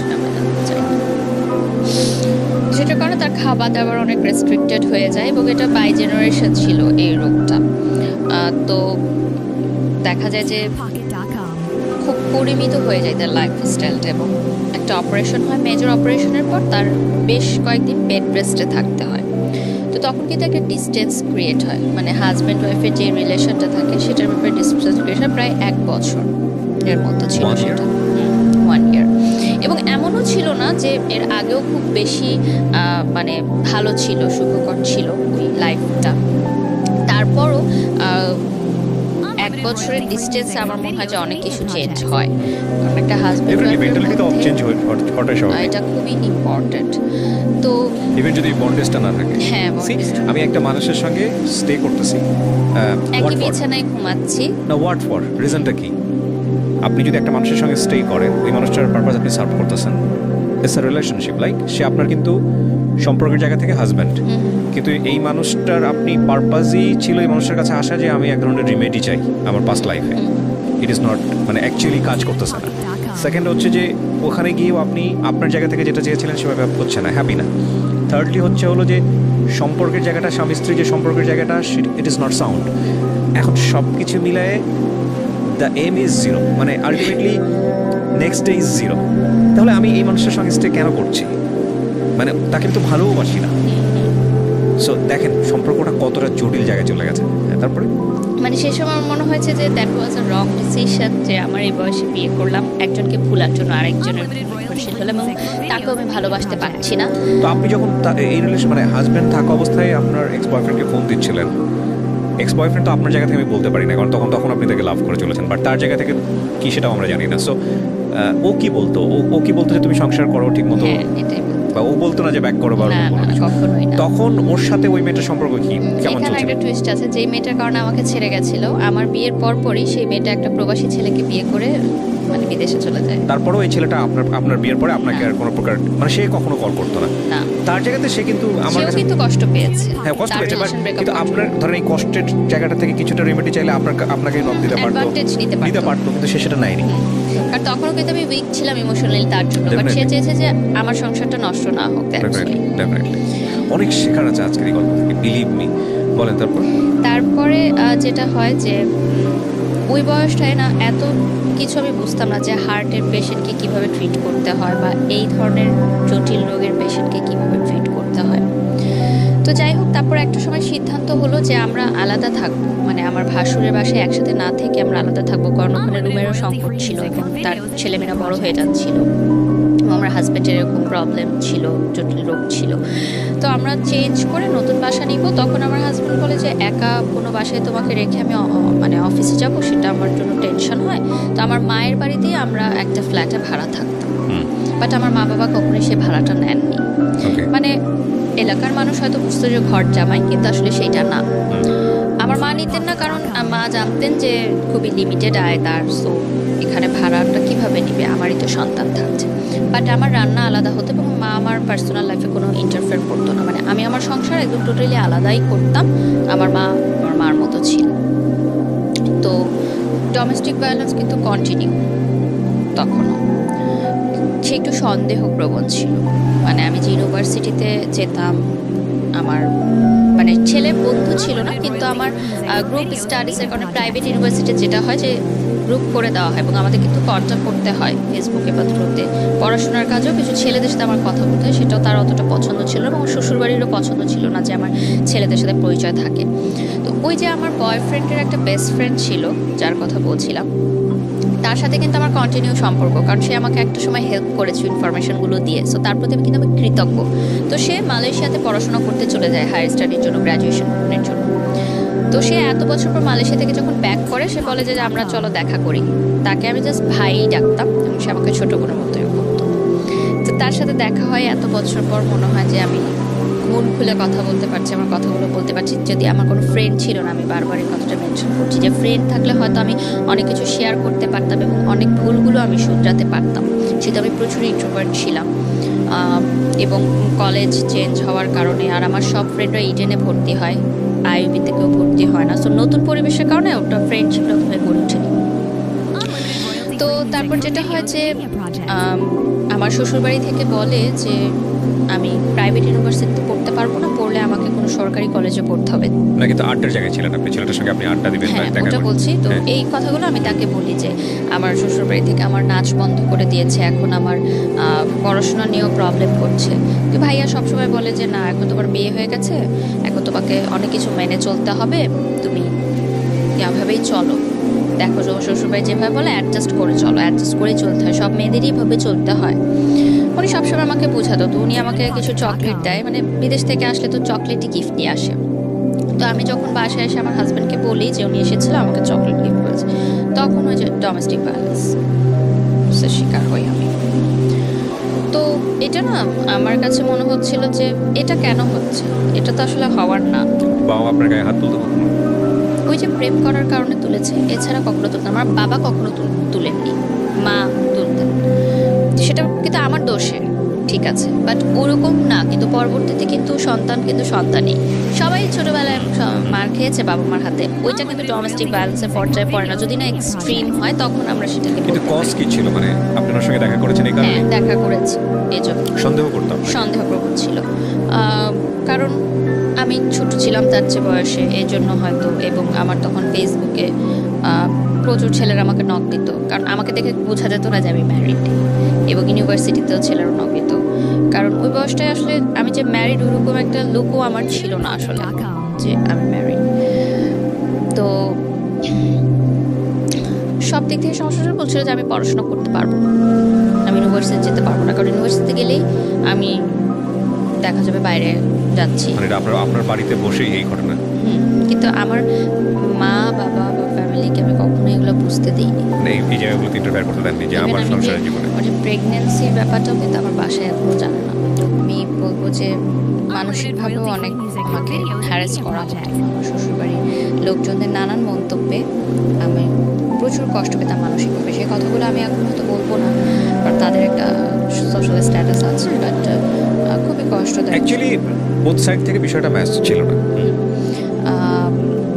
তো যেটা হয় যে একটা সময় পর আমার মনে হয় যে তার সন্দেহ প্রবণতাটা অনেক বেড়ে গেছে এবং সে কোনো কিছু সহজভাবে নিতে পারছে না। ইন দ্য মিড টাইম আমি সোশ্যাল মিডিয়াতে কিছু গার্লস গ্রুপ থাকে না, তখন সেই গার্লস গ্রুপে আমার ছবি পোস্ট করতাম, আমার শ্বশুরবাড়ির ছবি পোস্ট করতাম, হাজব্যান্ডের, এবং কী রান্না করলাম ডেলি রান্নার ছবিগুলো পোস্ট করতাম। তো খুব ভালো রেসপন্স আসতো, হাজার হাজার লাইক কমেন্ট আসতো। মেয়েরা আমাকে খুব পছন্দ করতো যে মেয়েদের এখন এরকমও স্বপ্ন থাকে যে বিয়ে করে লাইফ সংসার সেট করবে, কারণ মেয়েদের তো অনেক ধরনের গোল থাকে। বাট আমি আমার সংসার, হাজব্যান্ড সব কিছু নিয়ে হ্যাপি থাকার চেষ্টা করতাম, মানে সোশ্যাল মিডিয়াতে যেটা আমি দেখাতাম। তো সবাই আমাকে খুব প্রেস করতো। তো এর মধ্যে একজন আমাকে নক দেয় যে আপু আমার একটা নতুন পেজ আছে। তখন নতুন নতুন কিন্তু মেয়েরা বিজনেস স্টার্ট করে, যে ফেসবুকে লাইভ করে, জামা কাপড় বিক্রি করে। এখন এটা খুবই অ্যাভেলেবল, বাট যে সময়ের কথা বলছি 2014-15 কথা, তখন মাত্র শুরু হলো। তো আমারই পরিচিত একটা মেয়ে ইউনিভার্সিটির, আমাকে বলে যে আমার কয়েকটা শাড়ি আর ড্রেস আছে, তুমি পরে একটু ছবি তুলে দিবে। ওটাও কিন্তু তেমন ফটোশ্যুট না যে স্টুডিওতে গিয়ে হবে, বাসায় ঘরোয়াভাবে ও মোবাইলেই কিছু ছবি তুলবে। জাস্ট ওর বাসায় একটা সুন্দর টেরাস আছে ওখানে। তো আমি আমার হাজব্যান্ডকে বলি যে আমি এরকম করতে চাই। সে বলে যে না, ফটোশ্যুট তো করা যাবে না, মানে মিডিয়া রিলেটেড কোনো কাজই করা যাবে না। তো ওই মেয়েটা আমাকে অনেক রিকোয়েস্ট করে। তো আমি বলি যে আচ্ছা ঠিক আছে, আমি ছবিটা তুলবো, বাট এই যে ছবিটা বেশি জায়গায় তুমি প্রকাশ করো না, কারণ আমার হাজব্যান্ড জানে না। তো আমি যাই, ইউনিভার্সিটি শেষ হওয়ার পর আমি ছবিগুলো তুলি, এবং আমার মনে হয় কি যে আমি হয়তো কাজটা শেষ করে বাসায় এসে যদি তাকে বলি, তাহলে হয়তো জিনিসটা ইজি হয়ে যাবে। আর বিষয়টা তো এমন না যে খুব মানে বিলবোর্ড হয়ে যাচ্ছে আমার, আমি টেলিভিশনে চলে আসছি। এটা জাস্ট একটা অনলাইন পেজের জন্য, এবং সেই পেজটা জাস্ট নতুন একটা পেজ, জাস্ট ছবিগুলো দেওয়ার জন্য। তোর বাসায় যাই আমি, ও আমার 2টা শাড়ি 2টা ড্রেস পরে ছবি তুলে, ওর মোবাইলেই তুলে। তো ছবিগুলো পাবলিশ হওয়ার প্রায় কয়েক সপ্তাহ পর হয়, তার কোন এক কলিগ সেই ছবিটার স্ক্রিনশট তাকে দেয়। তো ইন দ্য মিড টাইম আমি বলেছি যে আমার একটা ফ্রেন্ডের এরকম ড্রেস দিয়েছিল, আমি পরে ছবি তুলেছি। তো সে অতটা করেনি যে ঠিক আছে, মানে ফটোশ্যুট টাইপ এটা বলি। তারপর যখন তার কলিগরা একটা ছবি দিল, তারপর এটা সেম ডোমেস্টিক ভায়োলেন্স। তো আমার কথা হচ্ছে যে আমি তো খারাপ কিছু করিনি, আমি তো অন্যায় কিছু করিনি, আর আমাকে কেন এরকম মানে ফেস করতে হবে? সবই তো আমি স্যাক্রিফাইস করলাম, সবই তো করলাম, নাচটাও ছেড়ে দিলাম, তাহলে কেন এই ছোট ছোট বিষয়গুলো আমাকে দেওয়া হচ্ছে? ইন্টারেস্টিং না বিষয়টা, মানে সে প্রথম কথা হচ্ছে মানে আপনার জায়গা থেকে আপনি যেভাবে বলছেন যে সমস্ত কিছু জেনে শুনেই আপনাকে বিয়েটা করছে, 1। 2 নম্বর হচ্ছে যে আলটিমেটলি আপনি যেটা বললেন যে 14 বছর বয়সের ডিফারেন্স ছিল, সো আপনাকে সে কোনো না কোনোভাবে হ্যান্ডেল করতে পারবে এই সিচুয়েশনগুলোতে। সেখানে আপনাকে আমার যেটা মনে হয় খুব কমন সেন্সের জায়গা থেকে ফুল লিবার্টি দিয়ে ধীরে ধীরে বুঝিয়ে তার মতো করে নেয়া, সেই জায়গাটা না করে বরং ইম্পোজ করছে, হ্যাঁ, এবং চাপাচাপি করছে, তখন তো আর বিষয়টা মানে কষ্টটা আরও বেড়ে যাওয়ার কথা, তাই না, সব দিক থেকেই। একদিন এরকম হচ্ছিল, তো আমার মা সামহাও এই ফ্ল্যাটে আসে হয়তো আমাদেরকে ডাকতে। তো গেটটা খোলা ছিল, তো সে দেখে যে আমার হাজব্যান্ড এটা করছে, গায়ে হাত তুলছে। ওই দিনই আর কি সেপারেশনটা হয় আমাদের। আমার মা বলে যে হোয়াট ইজ দিস, মানে ওইটা ওই দিন আমি ফার্স্ট আমার মা দেখে যে এগুলো হচ্ছে ঘরের ভিতর, বাট সে জানে না। তো আমার মা বলে যে তুমি বের হয়ে যাও বাসা থেকে। মানে স্বাভাবিকভাবে একটা মা কখনোই এটা দেখতে পারবে না যে তার সন্তান এরকম কিছু একটা হ্যারাসের শিকার হচ্ছে, সে বলতে পারছে। তো আমার হাজব্যান্ড বলে যে সংসার করবো, তো চলে যান। সেদিন প্রথম সেপারেশনটা শুরু হয়, মানে রোজার আগ দিয়ে এই ঘটনাটা। তো আমি ভাবি যে ঠিক আছে, রাগ হয়েছে, আবার ফিরে আসবে। তখনও পর্যন্ত কিন্তু ডিভোর্স বা সেপারেশন এই ধরনের কোনো কিছু আমার মাথায় নেই, আমার ফ্যামিলির মাথায় নেই, কারণ বিয়ে হয়ে গেছে তো হয়ে গেছে। এখানে আর কোনো সেকেন্ড থটস নাই। মার খেলেও তোমাকে থাকতে হবে এই ঘরে, এবং হোয়াট এভার ইট ইজ তোমাকে এইখানেই থাকতে হবে, যেটা আমার না, বাংলাদেশের বেশিরভাগ মেয়েদেরই এটাই মানসিকতা। এবং আমি তো দেখি এখন, যেহেতু আমি সোশ্যাল মিডিয়াতে অনেক অ্যাক্টিভ, দেখি যে আমাদের বাংলাদেশে হাজার হাজার ঘরে মেয়েরা ডোমেস্টিক ভায়োলেন্সের শিকার হয় এবং তারা কিছু বলতে পারে না, দ্যাটস ওয়াই তারা সেটা মুখ বুঝে সহ্য করে। এবং আরেকটা কথা হচ্ছে ইকোনমিক্যাল ডিপেন্ডেন্সি থাকে না তাদের, যেটা সেই সময় আমারও ছিল না, আমি কিন্তু স্টুডেন্ট ছিলাম। আমার হাজব্যান্ড যখন চলে যায়, আমার বাসায় আমার এখনও মনে আছে যে আমার ড্রয়ার খুলে দেখে আমি 10 টাকার নোট আছে শুধুমাত্র, আর কোনো টাকা নেই আমার কাছে, এবং আমার তো কোনো ইনকাম নাই সেই মুহূর্তে। আর একটা মেয়ে হচ্ছে হাজব্যান্ডের চলে যাওয়ার পর বাবা মার কাছে মানে টাকা চাওয়াটা যে কতটা কষ্টের, মানে ওটার চেয়ে ভালো হয় যে 2টা মাটি ফাঁক হয়ে যাক, আমি নিচে চলে যাই। মানে যারা এইটার কখনো সম্মুখীন হয়েছে তারা হয়তো বুঝতে পারবে, এখন হয়তো ভাবছে যে মা বাবার কাছে তো টাকা চাওয়াই যায়, কিন্তু সংসার ভেঙে আমি কিন্তু আরেকজনের বাসায় চলে গেছি এবং মেয়েরা কিন্তু পরের ঘরের হয় সবসময়। সেই ঘরটা ভেঙে যখন আমি আসি তখন কিন্তু আমার বাবা মার কাছে টাকা চাওয়াটা কিন্তু এতটা ইজি না কারোর জন্য। যদি সেটাই হতো তাহলে কিন্তু আমাদের বাংলাদেশে মেয়েরা বা সারা বিশ্বে যারা হ্যারাসমেন্টের শিকার হচ্ছে তারা কিন্তু প্রতিবাদ করতো, যদিও এখন অনেক বেড়েছে এটা, বাট তারপরে মিডল ক্লাস বা লোয়ার মিডল ক্লাস ওরা এখনো পারে না, শুধুমাত্র তাদের ইকোনমিক্যাল সাপোর্টটা নাই বলে। তো সেপারেশনের পর সে আমার সাথে কোনো কন্ট্যাক্ট করে না, দিনের পর দিন চলে যায়, মাসের পর মাস চলে যায়, সে কোনো কন্ট্যাক্ট করে। এবং আমি কিন্তু স্টিল ওই ফ্ল্যাটে আছি এবং আমি ট্রমাটাইজড হয়ে গেছি একা থাকতে থাকতে, কারণ আমি একা থাকতে খুব ভয় পেতাম ছোটোবেলা থেকে। আমি আমার ভাইয়ের সাথে শেয়ারের রুমে থাকতাম বা বিয়ের পর কখনোই আমার হাজব্যান্ডের থেকে আলাদা আমি থাকিনি। সো হঠাৎ করে ওই ফ্ল্যাটে একা থাকাটা কিন্তু আমার জন্য একটা খুব মানসিক চাপ, ট্রমাটাইজড হয়ে গেছি আমি। সো আমার মা আমাকে 1 মাস পর নিয়ে আসলো তার ফ্ল্যাটে, যে ওখানে থাকার দরকার নেই, ফ্ল্যাটটা তালা দিয়ে দাও, দরকার নেই ওখানে থাকার, সে আসলে আবার তুমি করো। তো আমি তার সাথে প্রচুর কন্ট্যাক্ট করার ট্রাই করি, প্রতিদিনই কন্ট্যাক্ট করার ট্রাই করি, বাট না সে আমার ফোন ধরে, না মেসেজের রিপ্লাই দেয়। ইভেন তার ফ্যামিলি মেম্বার্সরাও, একটা মানুষ আমাকে ফোন দেয়নি, আমার ফ্যামিলিকে ফোন দেয়নি। মানে জিনিসটা খুব অবাক না? কেউ বললে হয়তো বিশ্বাস করবে না যে একটা স্বামী স্ত্রীর ঝগড়া হলে কিন্তু শ্বশুরবাড়ি থেকে আগে ফোনটা আসে যে কী হয়েছে তোমাদের, আমাদেরকে বলো কী সমস্যার সমাধান করি আমরা, বা না করি কী হবে। আমার মাও খুব অবাক হয়েছে ওই সময় যে একটা মানুষ পর্যন্ত ফোন দিল না আমাদেরকে, যে এত বড় একটা ঘটনা হয়ে গেল। এবং আমি আমার দেবরের কাছ থেকে জানতে পেরেছি যে সে তাদের সাথেই আছে বাসাতে, এবং তারা এরকম একটা পরিকল্পনা করছে তাকে সেকেন্ড ম্যারেজ দেওয়ার, মানে আরেকটা বিয়ে দেওয়ার তাদের পছন্দের মেয়ের সাথে, যেহেতু তারা আমাকে পছন্দ করতেন না। আমার সাথে কিন্তু তখন ডিভোর্স হয়নি, সেপারেশন চলছে। তো আমার মাই ফোন দিল, যেহেতু আমরা মেয়ে পক্ষ, আমরাই ফোন দিলাম, ঠিক আছে, যে তাও সংসারটা টিকুক। তো আমার ননাসের সাথে কথা হয়, ভাবির সাথে কথা হয়, তারা বলে যে এটা তার ব্যাপার পার্সোনাল, আমরা নো কমেন্টস। তাদের কোনো কমেন্টস নাই এই বিষয়ে, তাদের কিছু বলার নাই, এই বিষয়টা নিয়ে তাদের কিছু বলার নাই, এটা যা ডিসিশন হবে সে দিবে। তো আমার বাবা মা ফার্স্ট থেকেই আমাদের মানে বিয়ের পর থেকেই মানে বিষয়টা কেমন যেন মেনে নিতে পারতো না। আমার মা হয়তো বুঝতো, আমাকে বলতো না যে আই এম নট হ্যাপি। ওই চেহারার একটা গ্লো থাকে না বিয়ের পর যে আসে মেয়েদের, ওই জিনিসটা না আমার কখনো আসেনি।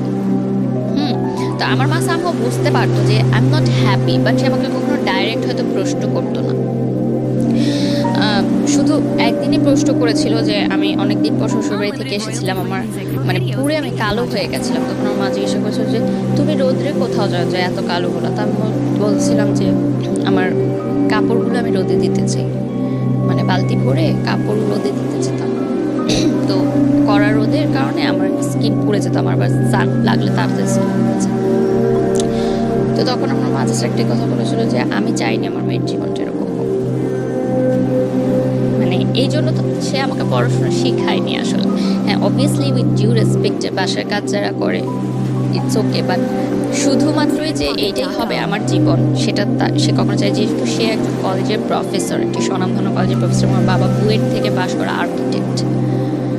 সো আমাদের ফ্যামিলি ব্যাকগ্রাউন্ড কিন্তু ওরকম না যে আমার চাচা ডাক্তার ছিলেন একজন, আমার অন্য চাচা প্রাইভেট টেলিকোম্পানিতে জব করেন, মানে সবাই খুব হাই পজিশনে আছেন। সেই জায়গা থেকে আমি এরকম হলাম। তো তারপরে যেটা হয় যে সেপারেশনের সময়টা আমার খুবই খারাপ কাটে এবং রোজার মাস চলে আসে। তো আমি বলি ঠিক আছে, আমি তো জানি আমার হাজব্যান্ড বাসায় আছে, আমি ইফতার নিয়ে যাব তার জন্য। ইফতারে নিয়ে গেলে আমাকে তো ইফতার করাবে, তখন আমি ইফতারের পর তাকে খুলে বলবো সব কিছু, যে কী সমস্যা, ঠিক আছে তুমি যেভাবে চাও আমি সেভাবেই হবো। এবং আমি ডিসাইড করলাম যে ঠিক আছে আমি বোরখা পরবো, আমি হিজাব পরবো, তাও আমার সংসারটা টিকুক। আমি হিজাব পরবো, বোরখা পরবো, দরকার হলে আমি পড়াশোনাও করবো না, আমার দরকার নেই পড়াশোনা করার, আমার এভাবে লাইফ চলছে, চলো আমি করবো, সংসার টিকাবো। তারপরে নিচে যখন গেলাম আমার শ্বশুর বাড়িতে, আমাকে ঢুকতে দিল না বাসায়। তো আমি দারোয়ানকে ইফতারের ভাটিগুলো দিয়ে আমি তার পাশের গুলিতেই ছিলাম, যে হয়তো আমাকে ফোন দিবে, অ্যাটলিস্ট আজানের আগে তো ফোন দিবেই, কারণ আমরা মানে একটা আননোন পার্সনও যদি ইফতারের সময় আপনার দরজায় আসে, আপনি কি করবেন? তাকে ইফতারি করতে দিবেন, সে যতই খারাপ মানুষ হোক না কেন। আপনি তাকে এক গ্লাস পানি দিবেন, ইফতার করতে দিবেন রোজা ভাঙার জন্য। মানে এখনো এই যে রমজান মাস চলছে, আমার রোজা রেখে বলতে খুব কষ্ট হচ্ছে, তারপরেও বলছি যে রোজার মাসটা আসলেই আমার একদম ভালো লাগে না। সবাই বলে যে সবাই অপেক্ষা করে মাসের জন্য, কিন্তু এই মাসটা আসলে আমি ভালো থাকতে পারি না। আমার এখনো মনে পড়ে যে উত্তরা হাই স্কুলের উল্টা দিকে যে ফুটপাথটা আছে উত্তরাতে, আমার শ্বশুরবাড়ি ওই সেক্টরে ছিল। আজান দিচ্ছে, আমি তখনও বসা, আমি ফোনের অপেক্ষায় যে আমাকে ফোন করবে, ফোন করেনি। আমি ওখানে বসা, আমার কাছে পানিও নাই, সব দোকানপাট, ওখানে কোনো দোকানপাট ছিল না। তো ওই যে বিনামূল্যে ইফতার বিতরণ করে না, তারা এসে আমাকে একটা প্যাকেট দিয়ে গেল এবং তারা গাড়ি দিয়ে যাচ্ছিল, প্যাকেটটা ছুঁড়ে দিয়েছে, আমাকে এসে দেয়ও নিয়ে। সো দ্যাট টাইম আমার মনে হয়েছে যে আমার লাইফ কোন পর্যায়ে চলে গেছে, যে আমি রাস্তায় বসে আছি, আমাকে ইফতারের প্যাকেট ছুঁড়ে দিয়ে চলে গেল। মানে আমি কি ভিখারির পর্যায়ে চলে গেলাম? আমার জীবনটা তাহলে কোথায় গেল? এবং আমার হাজবেন্ড, যার সাথে আমি 3-3.5 বছর সংসার করেছি, তার কি একটু বাধ্য না যে আমি ইফতারটা করেছি কিনা, আমি পানিটা খেয়েছি কিনা? মানে কি এমন হলো যে এতটা নিষ্ঠুর হয়ে যায় একটা মানুষ? তো আমি জাস্ট পানির বোতল থেকে পানি খাই, আমি ইফতারটা খাই না, আমি চলে যাই বাসায় গিয়ে আমি আমার মাকে বলি যে হ্যাঁ আমি ইফতার করেছি। আমি কিন্তু এগুলো বলি না, বললে আমার মা সেটা নিতে পারবেন না। আমি না ছোটবেলা থেকে সবসময় চেয়েছি যে আমার প্রবলেমগুলো আমার মধ্যেই থাকুক, কারণ আমি ছোট থেকে দেখেছি আমার মা অনেক কষ্ট করে আমাদেরকে আয় করে, চাকরি করে, টিউশনি করে আমার ভাইকে আমাকে বড় করেছে, এবং যৌথ পরিবার ছিল, অনেক মানুষ ছিল, সবার মধ্য থেকে আমাদেরকে ভালো রেখেছে। তা আমি চাইনি যে এক্সট্রা কোনো হ্যারাসমেন্ট, মানে তাকে হোক, তার কোনো চিন্তা হোক আমাকে নিয়ে এক্সট্রা। এই জন্য আমি তাকে কখনো এগুলো শেয়ার করতাম না। তো তারপরে আমি তাকে ফোন দিয়ে বলি যে আমি কি অপরাধ করলাম যে এরকম হয়ে যাচ্ছে। ইন দ্য মিড টাইম আমার স্কুল, মানে ইউনিভার্সিটির একটা ফ্রেন্ড আছে, ও চিটাগংয়ের ছেলে ছিল, আমার শ্বশুরবাড়ি যেহেতু চিটাগংয়ে। ও আমাকে বলে যে দোস্ত, আমার কেন যেন মনে হচ্ছে এখানে বিষয়টা একটু অন্যরকম। হ্যাঁ, আমার মনে হয় কি, তুই তো বিয়ের আগে কখনো ওনার সম্পর্কে কোনো মানে হিস্ট্রি জানিস নি। একটা বিয়ের আগে অ্যারেঞ্জ ম্যারেজে ছেলে বা মেয়ের হিস্ট্রি কিন্তু জানাটা খুবই ইম্পর্টেন্ট, যে সে পাস্টে কী ছিল বা কী।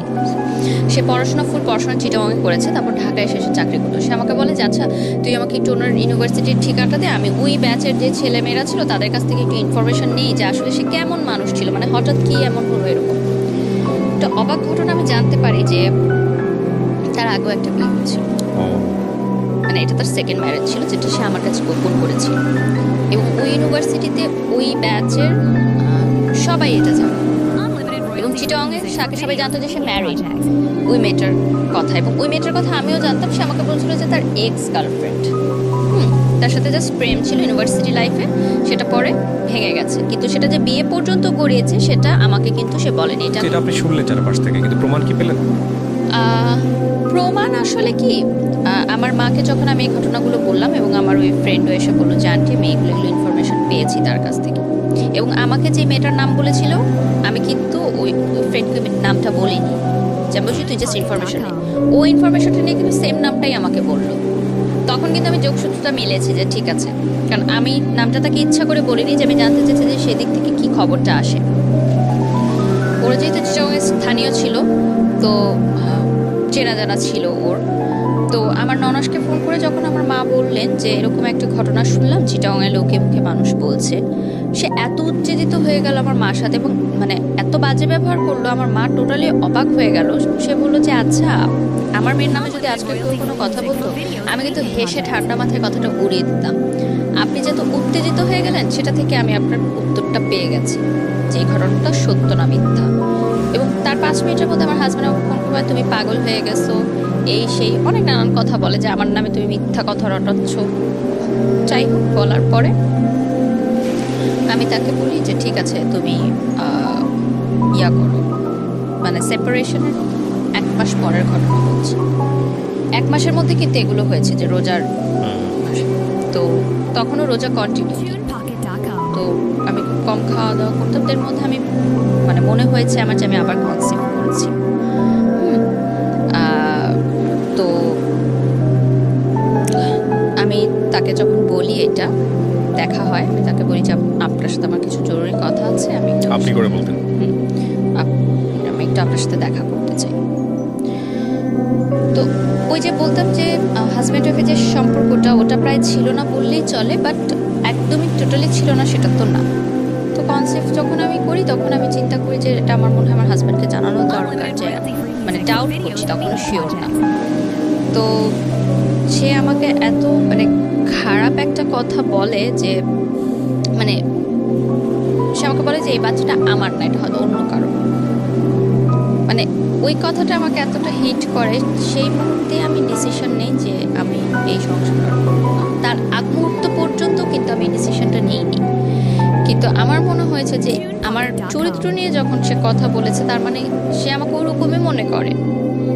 মানে সন্দেহের জায়গাটা কোথায় চলে গেছে, যে সেটা মনে করছে যে আমার পেটে যে বাচ্চা সেটা তার না, এটা অন্য কারো। তো যাই হোক, সামহাও 1 সপ্তাহ পর আমি জানতে পারি যে না, আমি কনসিভ করিনি, রোজায় আমি কম খেয়েছি হয়তো, এই জন্য হয়তো আমার সার্কুলেটর অফ ছিল। তারপর আমার সেটা ঠিক হয়ে যায়। ওকে, মানে আই ওয়াজ নট প্রেগনেন্ট, মানে আমি ডাউট করেছিলাম। এর থেকে কিন্তু আমার একটা সুবিধা হয়েছে যে আমি জানতে পেরেছি যে তার কি ধারণাটা আমার সম্পর্কে। এবং সে আমাকে মানে আরেকটা কথা বলেছে যে তুমি কি দিয়েছো আমাকে, নাথিং, মানে আমি তাকে কিছুই দিই। আমার মনে আছে তারপর প্রায় 5-6 মাস আমি ঘর থেকে বের হইনি, একটা 4 দেয়ালের ঘরেই আমি ছিলাম। এবং মানে আমি জানতাম না যে সূর্য কখন উঠছে, সূর্য কখন ডুবলো, দিনের কোনো হিসাব থাকতো না আমার। মানে আমি এতটা মানসিকভাবে ভেঙে পড়লাম যে প্রথম যাকে ভালোবাসলাম তাকেও পেলাম না। সেই ভালোবাসা ভোলার জন্য যে বিয়েটা করলাম সেটাও আমার টিকলো না। তো এত বছর ধরে, মানে 23 ইয়ার্স তখন আমার মানে হবে, আমি নো অ্যাচিভমেন্ট, আমার কোনো ইনকাম নাই। ওই টাইমটাই কিন্তু আমার ফ্রেন্ডরা অলরেডি ইউনিভার্সিটি কমপ্লিট করে মানে অ্যাটলিস্ট কিছু একটা করছে পার্ট টাইম বা কিছু। আমি সিদ্ধান্ত নিই যে না, এভাবে 5 মাস থাকার পর আমার মনে হয় যে আমি মেন্টালি ডিপ্রেসড, আমি ব্রোক ডাউন, এবং আমাকে মুভ অন করতে হবে।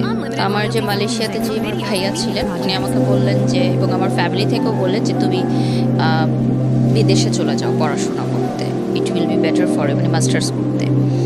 কারণ আমার রিলেটিভসরা বাংলাদেশে যেরকম হয়, রিলেটিভদের হাজারো প্রশ্ন, কি হয়েছে, মেয়ে কেন এখনো বাপের বাড়িতে থাকে, হাজব্যান্ড কোথায়, ফ্যামিলি প্রোগ্রামে কেন অ্যাটেন্ড করছে না, হাজব্যান্ড ওয়াইফ সহ এভরিথিং। অ্যান্ড আমরা যেহেতু স্থানীয় ছিলাম, সো বুঝতো যে আমার হাজব্যান্ড আর বাসায় আসে না, এই বাসায়। সো এলাকার মধ্যেও কিন্তু একটা কথাবার্তা শুরু হয়ে গেছিল যে মনে হয় মেয়ের তালাক হয়ে গেছে। তখনও কিন্তু স্টিল আমার ডিভোর্স হয়নি। তো সেই সময়টা আমি চিন্তা করলাম যে আমার হাতে কোনো টাকা নেই, আমি কি করব। তো আমার বললাম যে স্কলারশিপ আমি পেতাম।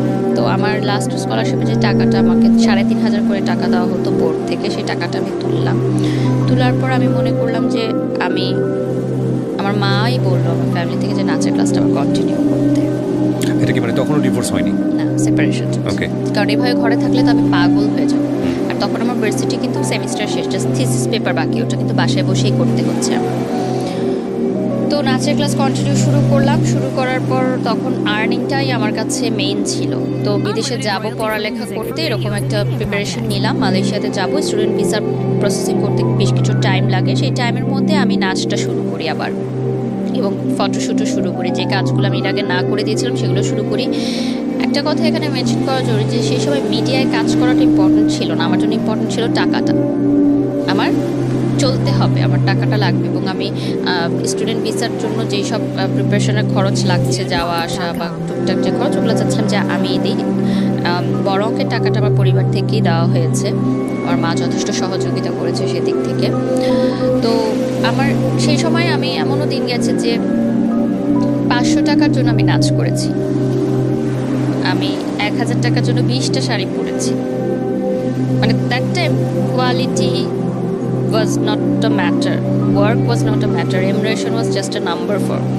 That time আমার বিজি থাকতে হবে, which is very important, যে বিজি থাকলে আমি ভুলে থাকতে পারবো সব কিছু, এবং আমার আর্নিংও হচ্ছে। সো আমি দেখলাম ভালো, সবাই অনেক ভালো রেসপন্স করছে আমাকে, আমার নাচ নিয়ে ভালো রেসপন্স করছে, শ্যুট নিয়ে ভালো রেসপন্স করছে, আমি ভালো কাজের অফার পাচ্ছি।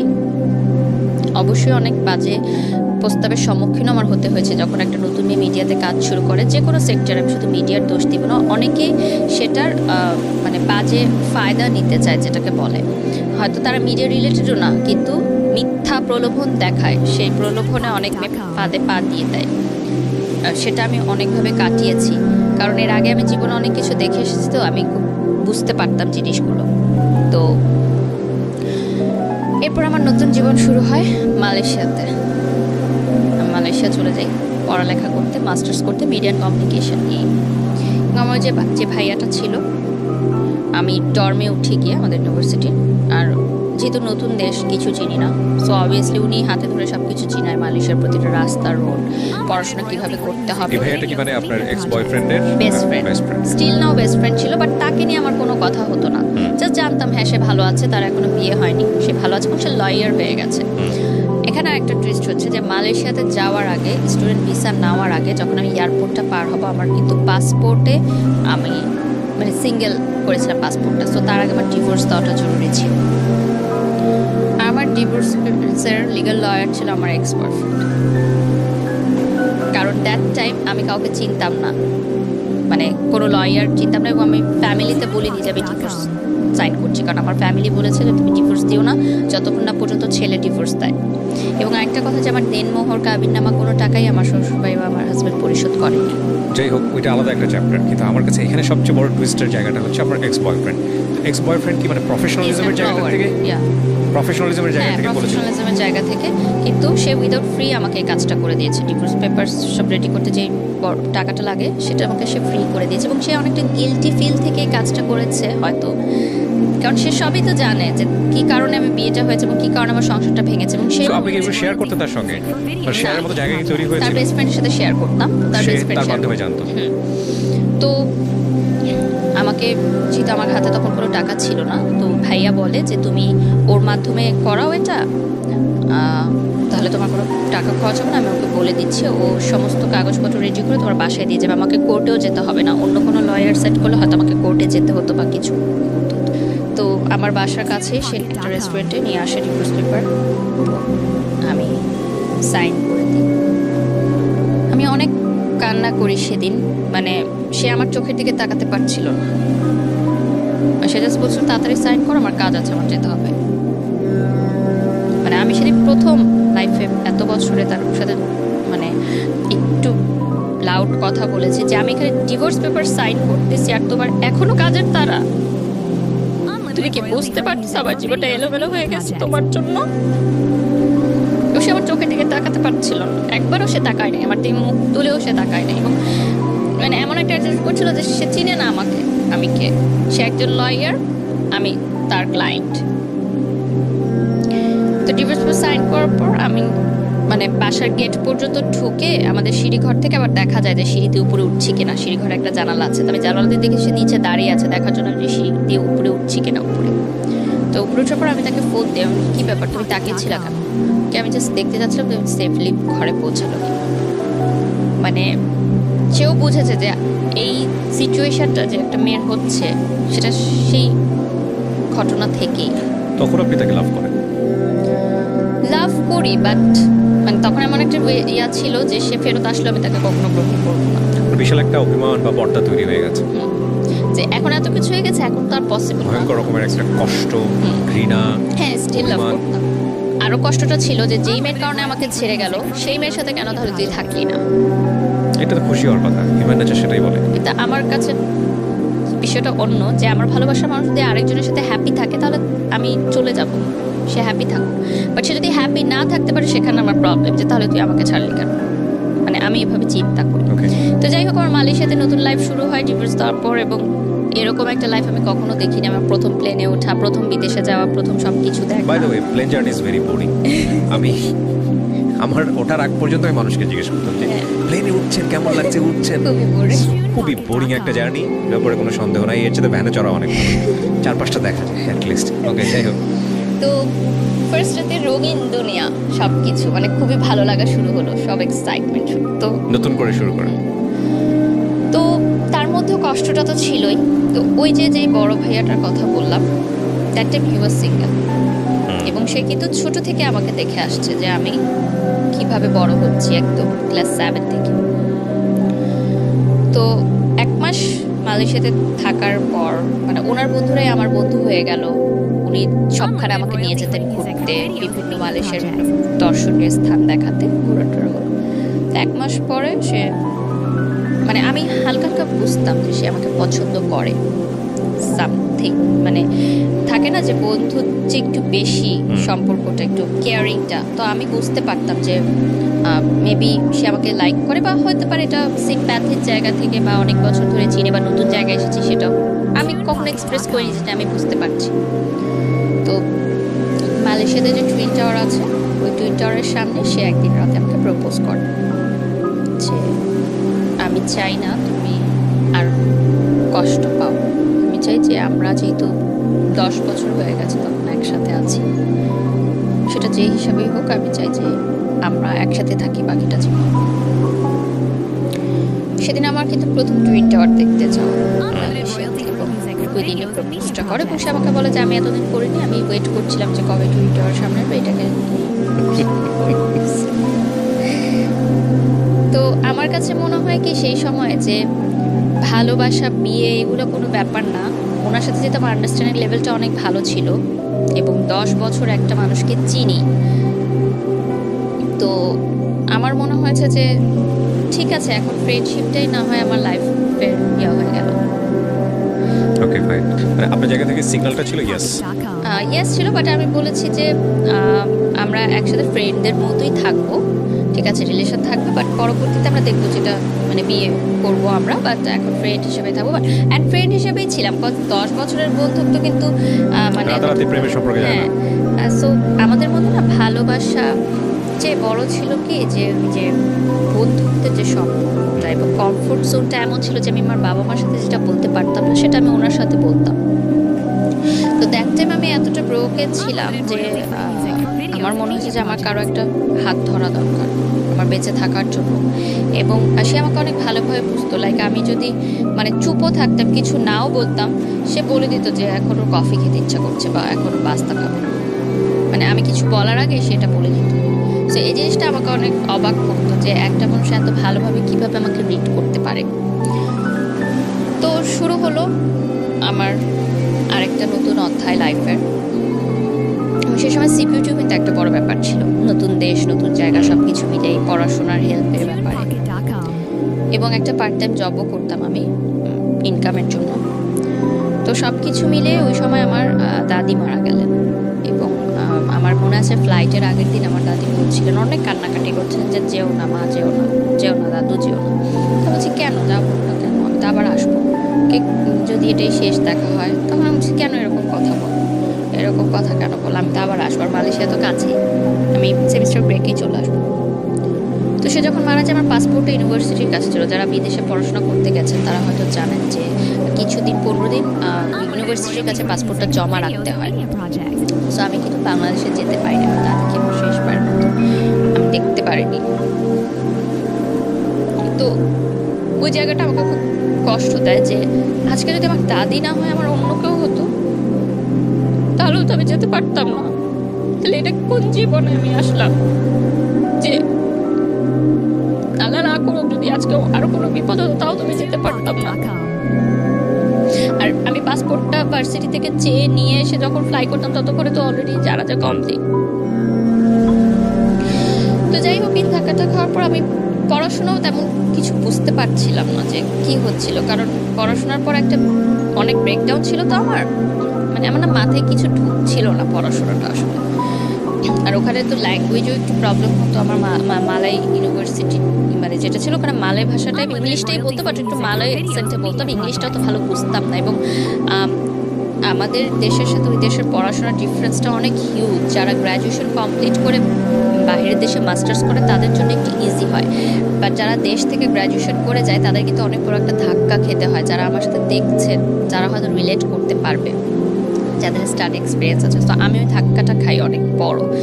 এবং ওখানে গিয়ে দেখি যে পড়াশোনাটা অনেক ম্যাথস, অনেক হিউজ, এবং নিজেকেই সব কিছু করতে হবে। টিচার তোমাকে এসে পড়িয়ে দেবে না। প্রাইভেট ভার্সিটিতে কি হতো, টিচাররা তোমাকে এসে পড়িয়ে দিত, এ কয়েকটা স্লাইড নাও, পড়ো, এটাই এক্সাম হবে। ওরকম ছিল না, ওখানে ওপেন বুক এক্সাম হতো। I was like totally blank, এবং আমি এতটা মেন্টালি শকড ছিলাম সব কিছু নিয়ে যে পড়াটা মাথায় ঢুকছিলই না আমার কোনোভাবে। মানে আমি রাতে চিৎকার করে কাঁদতাম যে আমি পড়তে চাই না। এবং life was so lonely there, you know, family নাই, আমি খুব ঘর কোনো মেয়ে ছিলাম, ডর্মে ছিলাম, খাবারের বুঝতাম না কি খাবার অর্ডার করতাম, ভালো মানে টেস্ট নাই, আবার চেঞ্জ করতাম, আবার অর্ডার করতাম। মানে এগুলো আমার মাথায় এতটা বেশি প্রেশার নিচ্ছিল যে আমি আর নিতে পারছিলাম না। আমি একটা বাচ্চাদের হোস্টেলে চাকরি করতাম, ওখানে বাচ্চাদের দেখাশোনা করার জন্য ছোটো ছোটো 2 মাস করেছি। তারপর সেটাও আমি আর কন্টিনিউ করতে পারিনি। আমার কোনো কিছুতেই আমার মন বসছিল না টোটালি রূপে। সো আমার তখন প্রেজেন্ট যে বয়ফ্রেন্ড ছিল, ও বললো যে তুমি একটু বাংলাদেশে যাও। বয়ফ্রেন্ড বলতে আলটিমেটলি ফ্রেন্ড, বন্ধু। বাংলাদেশে যাও, একটু ব্রেক নাও, ইউ নিড আ ব্রেক, এবং তুমি একটু কাউন্সিলিং করো। সেই সময় আমি বাংলাদেশে এসে প্রাভা হেলথ কেয়ার সেন্টারে 1 মাস আমি কাউন্সিলিং করাই। তো বাংলাদেশে আসার পর আমি মিডিয়াতেও কাজ করা শুরু করি, এবং ট্রিটমেন্ট নেওয়ার পর একটু ঠিক আছে সুস্থ হই। তো যেটা হয় যে আমি বলি যে ঠিক আছে, এখন আমি আর মালয়েশিয়া ফেরত যেতে চাই না, আমি মাস্টার্স ড্রপ আউট, মাস্টার্স পড়তে চাই না, আর আমি পড়াশোনা করতে চাই না, আমি লাইফে সেটেলমেন্ট চাই। এবং আমি আমার ফ্যামিলি থেকে বলে যে স্বাভাবিকভাবেই তখন যে বয়সটা আমার ছিল, মানে 25-এর আগে বলছি, যে 24 বছরের কথা বলছি, মানে 1 বছর বা তার 1.5 বছর আগের কথা। আমি বলেছি আমি কমিটমেন্ট চাই, বাসায় বলো বিয়ের জন্য, কারণ আমি চাই না যে সেকেন্ড টাইম আমার বিয়ে নিয়ে কোনো প্রবলেম হবে। যদি বিয়ে পর্যন্ত না গায় আমি কন্টিনিউ করবো না, এরকম আমার একটা থিঙ্কিং ছিল। যেহেতু আমার ডিভোর্স আছে, এবং আপনি জানেন ডিভোর্সি মেয়েদেরকে পরের বার বিয়ে করতে হলে কতটা বেগ পেতে হয় বাংলাদেশের, আমি জানি না, মানে I don't have any experience. মানসিকতার মানে প্রেক্ষিতে, মানে সামাজিকতার ছেলেকে যতটা বেগ পেতে হয় তার চেয়ে অনেক গুণ বেশি বেগ পেতে হয়, এটা আমি বিশ্বাস করি।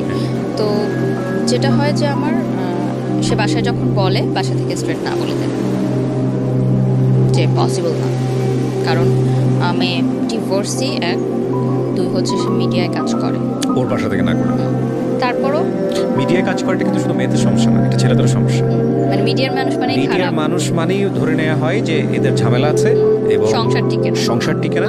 এটা আসলে সংসার টিকে না বলতে যেটা যে শুধু তা না, মানে ক্যারেক্টারগত ব্যাপারও বলা হয়। এটা আমি বলছি না যে মিডিয়ার সবাই ধোয়া তুলসীর পাতা, নট লাইক দিস, প্রকাশ হয় বেশি, ফোকাসড হয় অনেক বেশি আমাদের। তারপরও সে বলে যে ঠিক আছে আমি পরবর্তীতে মানিয়ে নিব, আমরা চালিয়ে যাই। তো মানিয়ে নেওয়ার বিষয়টা আসলে পরবর্তীতে আর সে মানিয়ে নেওয়াটা আমি দেখলাম যে তার কিন্তু তখন মাস্টার্স কমপ্লিট, এবং সে অলরেডি ব্যবসা করছে, তার বাবার ব্যবসাটাই সে দেখে। এবং যেটা হলো যে একটা টাইমে আমি বুঝতে পারলাম যে সে আমার জন্য বিয়ে করতে পারছে না, তার বিয়েটা আটকে আছে শুধুমাত্র আমার জন্য, তার ফ্যামিলি থেকে বিয়ের চাপ দিচ্ছে, সে আমাকেও ছাড়তে পারছে না। এবং একটা টাইমে গিয়ে আমি বুঝলাম যে এটা আসলে লাভ না, এটা আসলে সিম্প্যাথি ছিল, একটা করুণা ছিল। সে ছোট থেকে আমাকে যেভাবে দেখে এসেছে, তার একটা করুণার সৃষ্টি হয়েছে আমার জন্য, যে সেই করুণা থেকে সে আমার সাথে রিলেশনে গেছে। That was not love. Same thing again, কারণ লাভের যে সম্পর্কগুলো থাকে, বয়ফ্রেন্ড গার্লফ্রেন্ডের যে সম্পর্কটা থাকে, সেটা ছিল না। কিন্তু ওই হলো পার্টি মাস্তি, ফ্রেন্ড, দোস্ত, তুই ডাকতাম আমি তাকে। মানে একটা টাইম যাওয়ার পর আমি মনে হচ্ছে যে ওই ক্লাস 7-এর প্রেমটা কিন্তু আমি আর পাইনি। মানে ওই প্রেমটাই আমাকে নাড়া দেয়। আমি তো প্রেম ওভাবেই করতে চেয়েছি যে তার বাসার সামনে দিয়ে গেলে আমার হার্টবিট বেশি হবে, তার নামটা শুনলে আমার মানে অস্থির লাগবে, তার জন্য আমি অলওয়েজ ওয়েট করবো। আমি জানি না এই অসহ্য যন্ত্রণাগুলো মানুষ কেন এতটা পছন্দ করে, ভয়ঙ্কর যন্ত্রণাজনক জিনিস। মনে হলো যে এটা শুধু বন্ধুত্ব, ফ্রেন্ডশিপ অ্যান্ড মানে একটা বলে না লাইক অ্যান্ড লাভের মধ্যে কিন্তু একটা খুব চিকন একটা লাইন আছে। ওকে, সেই লাইনটা কিন্তু অনেকে বুঝতে পারে না। অনেকে লাইকটা কিন্তু লাভ মনে করে, বাট এটা কিন্তু পরবর্তীতে গিয়ে মানুষ রিয়েলাইজ করে যে টু থিংস আর ডিফারেন্ট, এবং এটাকে এক করাটা কিন্তু বোকামি। কারণ লাইক নিয়ে আসলে বেশি দিন চলা যায় না, একটা মানুষকে পছন্দ করেন সেটা নিয়ে আসলে সংসার করা যায় না। তো সামহাও যেটা আমি বুঝতে পারলাম যে আমার তরফ থেকে এবং তার তরফ থেকেও জিনিসটা মিউচুয়ালি আন্ডারস্ট্যান্ডিংয়ে জিনিসটা হলো যে ঠিক আছে আমি অন্য জায়গায় ট্রাই করব, আমি অন্য জায়গায় বিয়ের জন্য দেখবো, তুমি তোমার বিয়ের জন্য দেখো। এর মধ্যে তার বাবা মার সাথে আমার একবার সিটিং হয়, তার বাবা মা আমাকে মানে বলে যে আমাদের ফ্যামিলিতে এরকম কোনো ইয়া নেই যে ডিভোর্সে নিয়ে আমরা বিয়ে দেওয়াই, এবং তুমি একসময় নাচ করতে মিডিয়াতে কাজ করো, এখনো বিয়ের পর মিডিয়াতে কাজ করতে পারবে না, হিজাব পড়তে হবে এবং ডিভোর্সি ব্যাপারটা এটা গোপন রাখতে হবে ফ্যামিলির কাছ থেকে, যেটা পসিবল না আমার পক্ষে, কারণ সোশ্যাল মিডিয়ার যুগে কিন্তু এখন কোনো কিছু গোপন থাকে না। যেহেতু আমি আমার হাজব্যান্ডকে নিয়ে অনেক পিকচার শেয়ার করতাম এবং স্টিল 4 ইয়ার্স হয়ে গেছে আমার ডিভোর্সের, এখনও মানুষজন ছবিতে আমি কোনো একটা ছবি পোস্ট করি সেখানে আমাকে প্রচুর বাজে মন্তব্য পেতে হয় মানুষজনের। আজকের এই এপিসোডটা দেখার পর হয়তো যারা বাজে মন্তব্য করতেন তারা হয়তো কিছুটা হলেও বুঝবেন যে এমনও আমাকে শুনতে হয়েছে যে হাজব্যান্ডের টাকায় 4 বছর প্রাইভেট ইউনিভার্সিটিতে পড়ে তারপর ছেড়ে দিয়েছে। না, আমি যে কথাটা বললাম যে অসংখ্য বাজে মন্তব্য আসবে, কিছু থাকে না যে বোঝেই না, জাস্ট একটু দেখেছে, দেখেই ওখানেই কমেন্টস করা শুরু। মানে ফেসবুকটা হয়ে গেছে কিছু মানুষের জন্য, কিছু না অনেক মানুষের জন্য হিউজ গ্রুপ। সোশ্যাল বুলিংটা বন্ধ করা, social bullying and it's like মানে নিজের যত রকমের প্যাম্পার্ড অবস্থা আছে, যত রকমের ফ্রাস্ট্রেশন আছে সেটা উগলে দেওয়ার জায়গা হচ্ছে ফেসবুক। এবং যখন আমার রিলেশন হলো, আমার আগের হাজবেন্ডের ছবিগুলো কিন্তু তাকে ইনবক্স করতো দুনিয়ার মানুষ, চেনে না বলতে যে আপনি কি জানেন ওনার এর আগে বিয়ে ছিল, এই দেখেন ওনার হাজবেন্ডের ছবি ভিডিও সহ।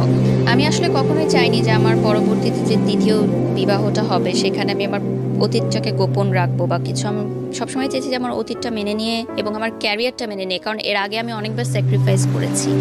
সো এইবারও আমি চাইনি যে আমার স্যাক্রিফাইসটা হোক, কারণ আমি দেখেছি যে এই যে কালচারাল অ্যাক্টিভিটিস যে আমি শিখেছি ওইটার জন্যই কিন্তু আজকে আমি দাঁড়িয়ে আছি নিজের পায়ে, আমি 2 টাকা ইনকাম করতে পারছি। কারণ সেই সময় গ্র্যাজুয়েশন পাস করে কেউ আমাকে চাকরি দিত না, এই জন্য চাকরির বাজারটা এরকম যে এত সহজ না।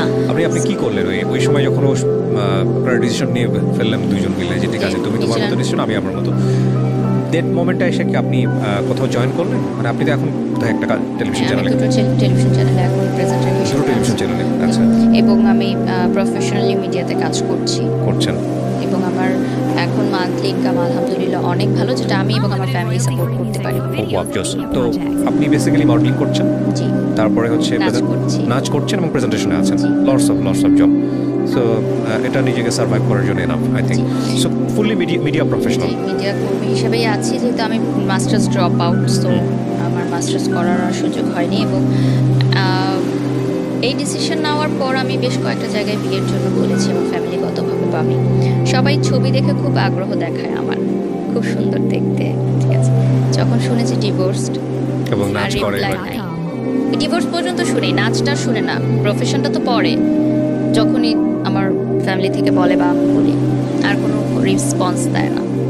আমার মনে হয়েছিল যে একটা পর্যায়ে যে একটা দাগ লেগে গেছে গায়ে, এটা আর কখনো মুছতে পারবো না। অনেকে হয়তো হাইড করে চলে এই জিনিসটা, বাট আমি কখনো চাইনি হাইড করে চলবে, এবং হাইড করা আসলে পসিবল না। এখন সোশ্যাল মিডিয়াতে সব কিছুই আসলে প্রকাশ হয়ে যায়। আমি ইম্পসিবলের জায়গাটায় পড়ে যাই। আমাদের গল্পের যে জায়গাটা দাঁড়িয়ে আছে এখানে অনেকগুলো কথা বলার আছে। একটা হচ্ছে যে লাইফের লার্নিংটা কি, আর একটা হচ্ছে যে আপনার ফাইটিং। আচ্ছা, ওনার এখন বিয়ে হয়ে গেছে? কার?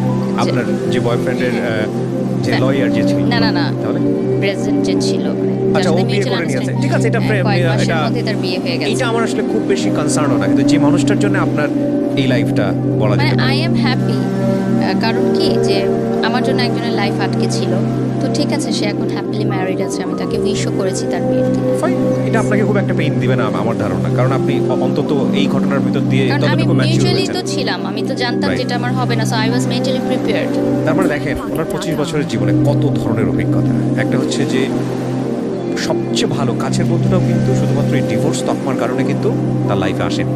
সো এটা কত ভয়ঙ্কর একটা ব্যাপার, আমাদের সোশ্যাল স্টিগমা বলি বা সোশ্যাল ট্যাবু বলি বা যাই বলি না কেন, এটা কত ভয়ঙ্কর একটা ব্যাপার। আচ্ছা, এই প্রসঙ্গে যাওয়ার আগে আমি আরও কয়েকটা বিষয় একটু ক্লিয়ার হতে চাই।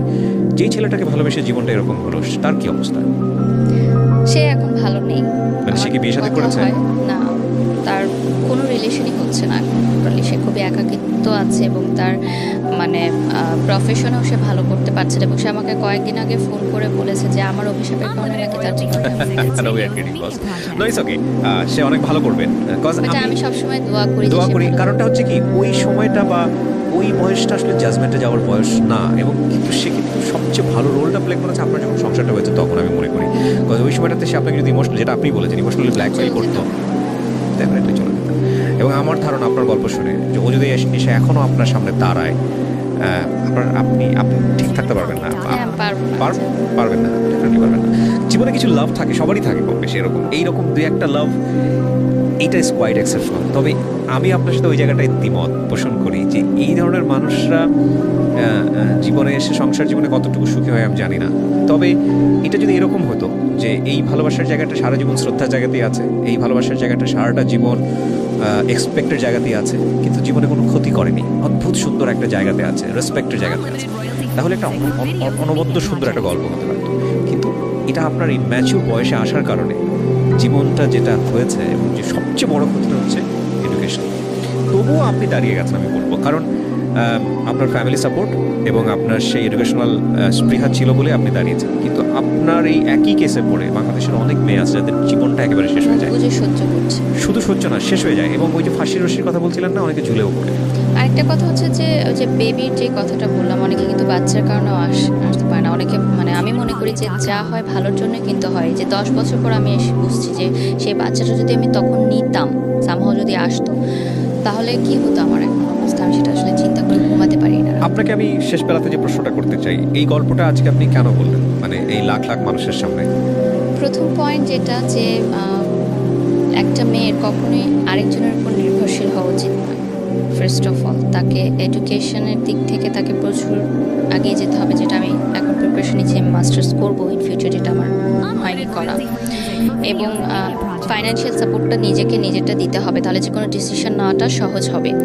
আরেকটা হচ্ছে যে কাউকে ভুলার জন্য কাউকে ইউজ না করো, যেটা আমি করেছিলাম। ইউজ বলতে হচ্ছে শিফট না করো, এটা একটা অনেকগুলো লেসন আছে। 3 নাম্বার, সবচেয়ে বড় কথা হচ্ছে প্রেম তো আমরা আটকে রাখতে পারবো না, এটা জীবনে আসবেই, এবং এটা বলে করে নক করে আসবে না যে তোমার ভালো লাগাটা শুরু হচ্ছে কালকে থেকে, না, নট লাইক দিস, এটা আসবে। কিন্তু এইটা যাতে ক্ষতি না করে সেটার জন্য যে বিষয়টা খুব জরুরি, সেটা হচ্ছে শেয়ারিং।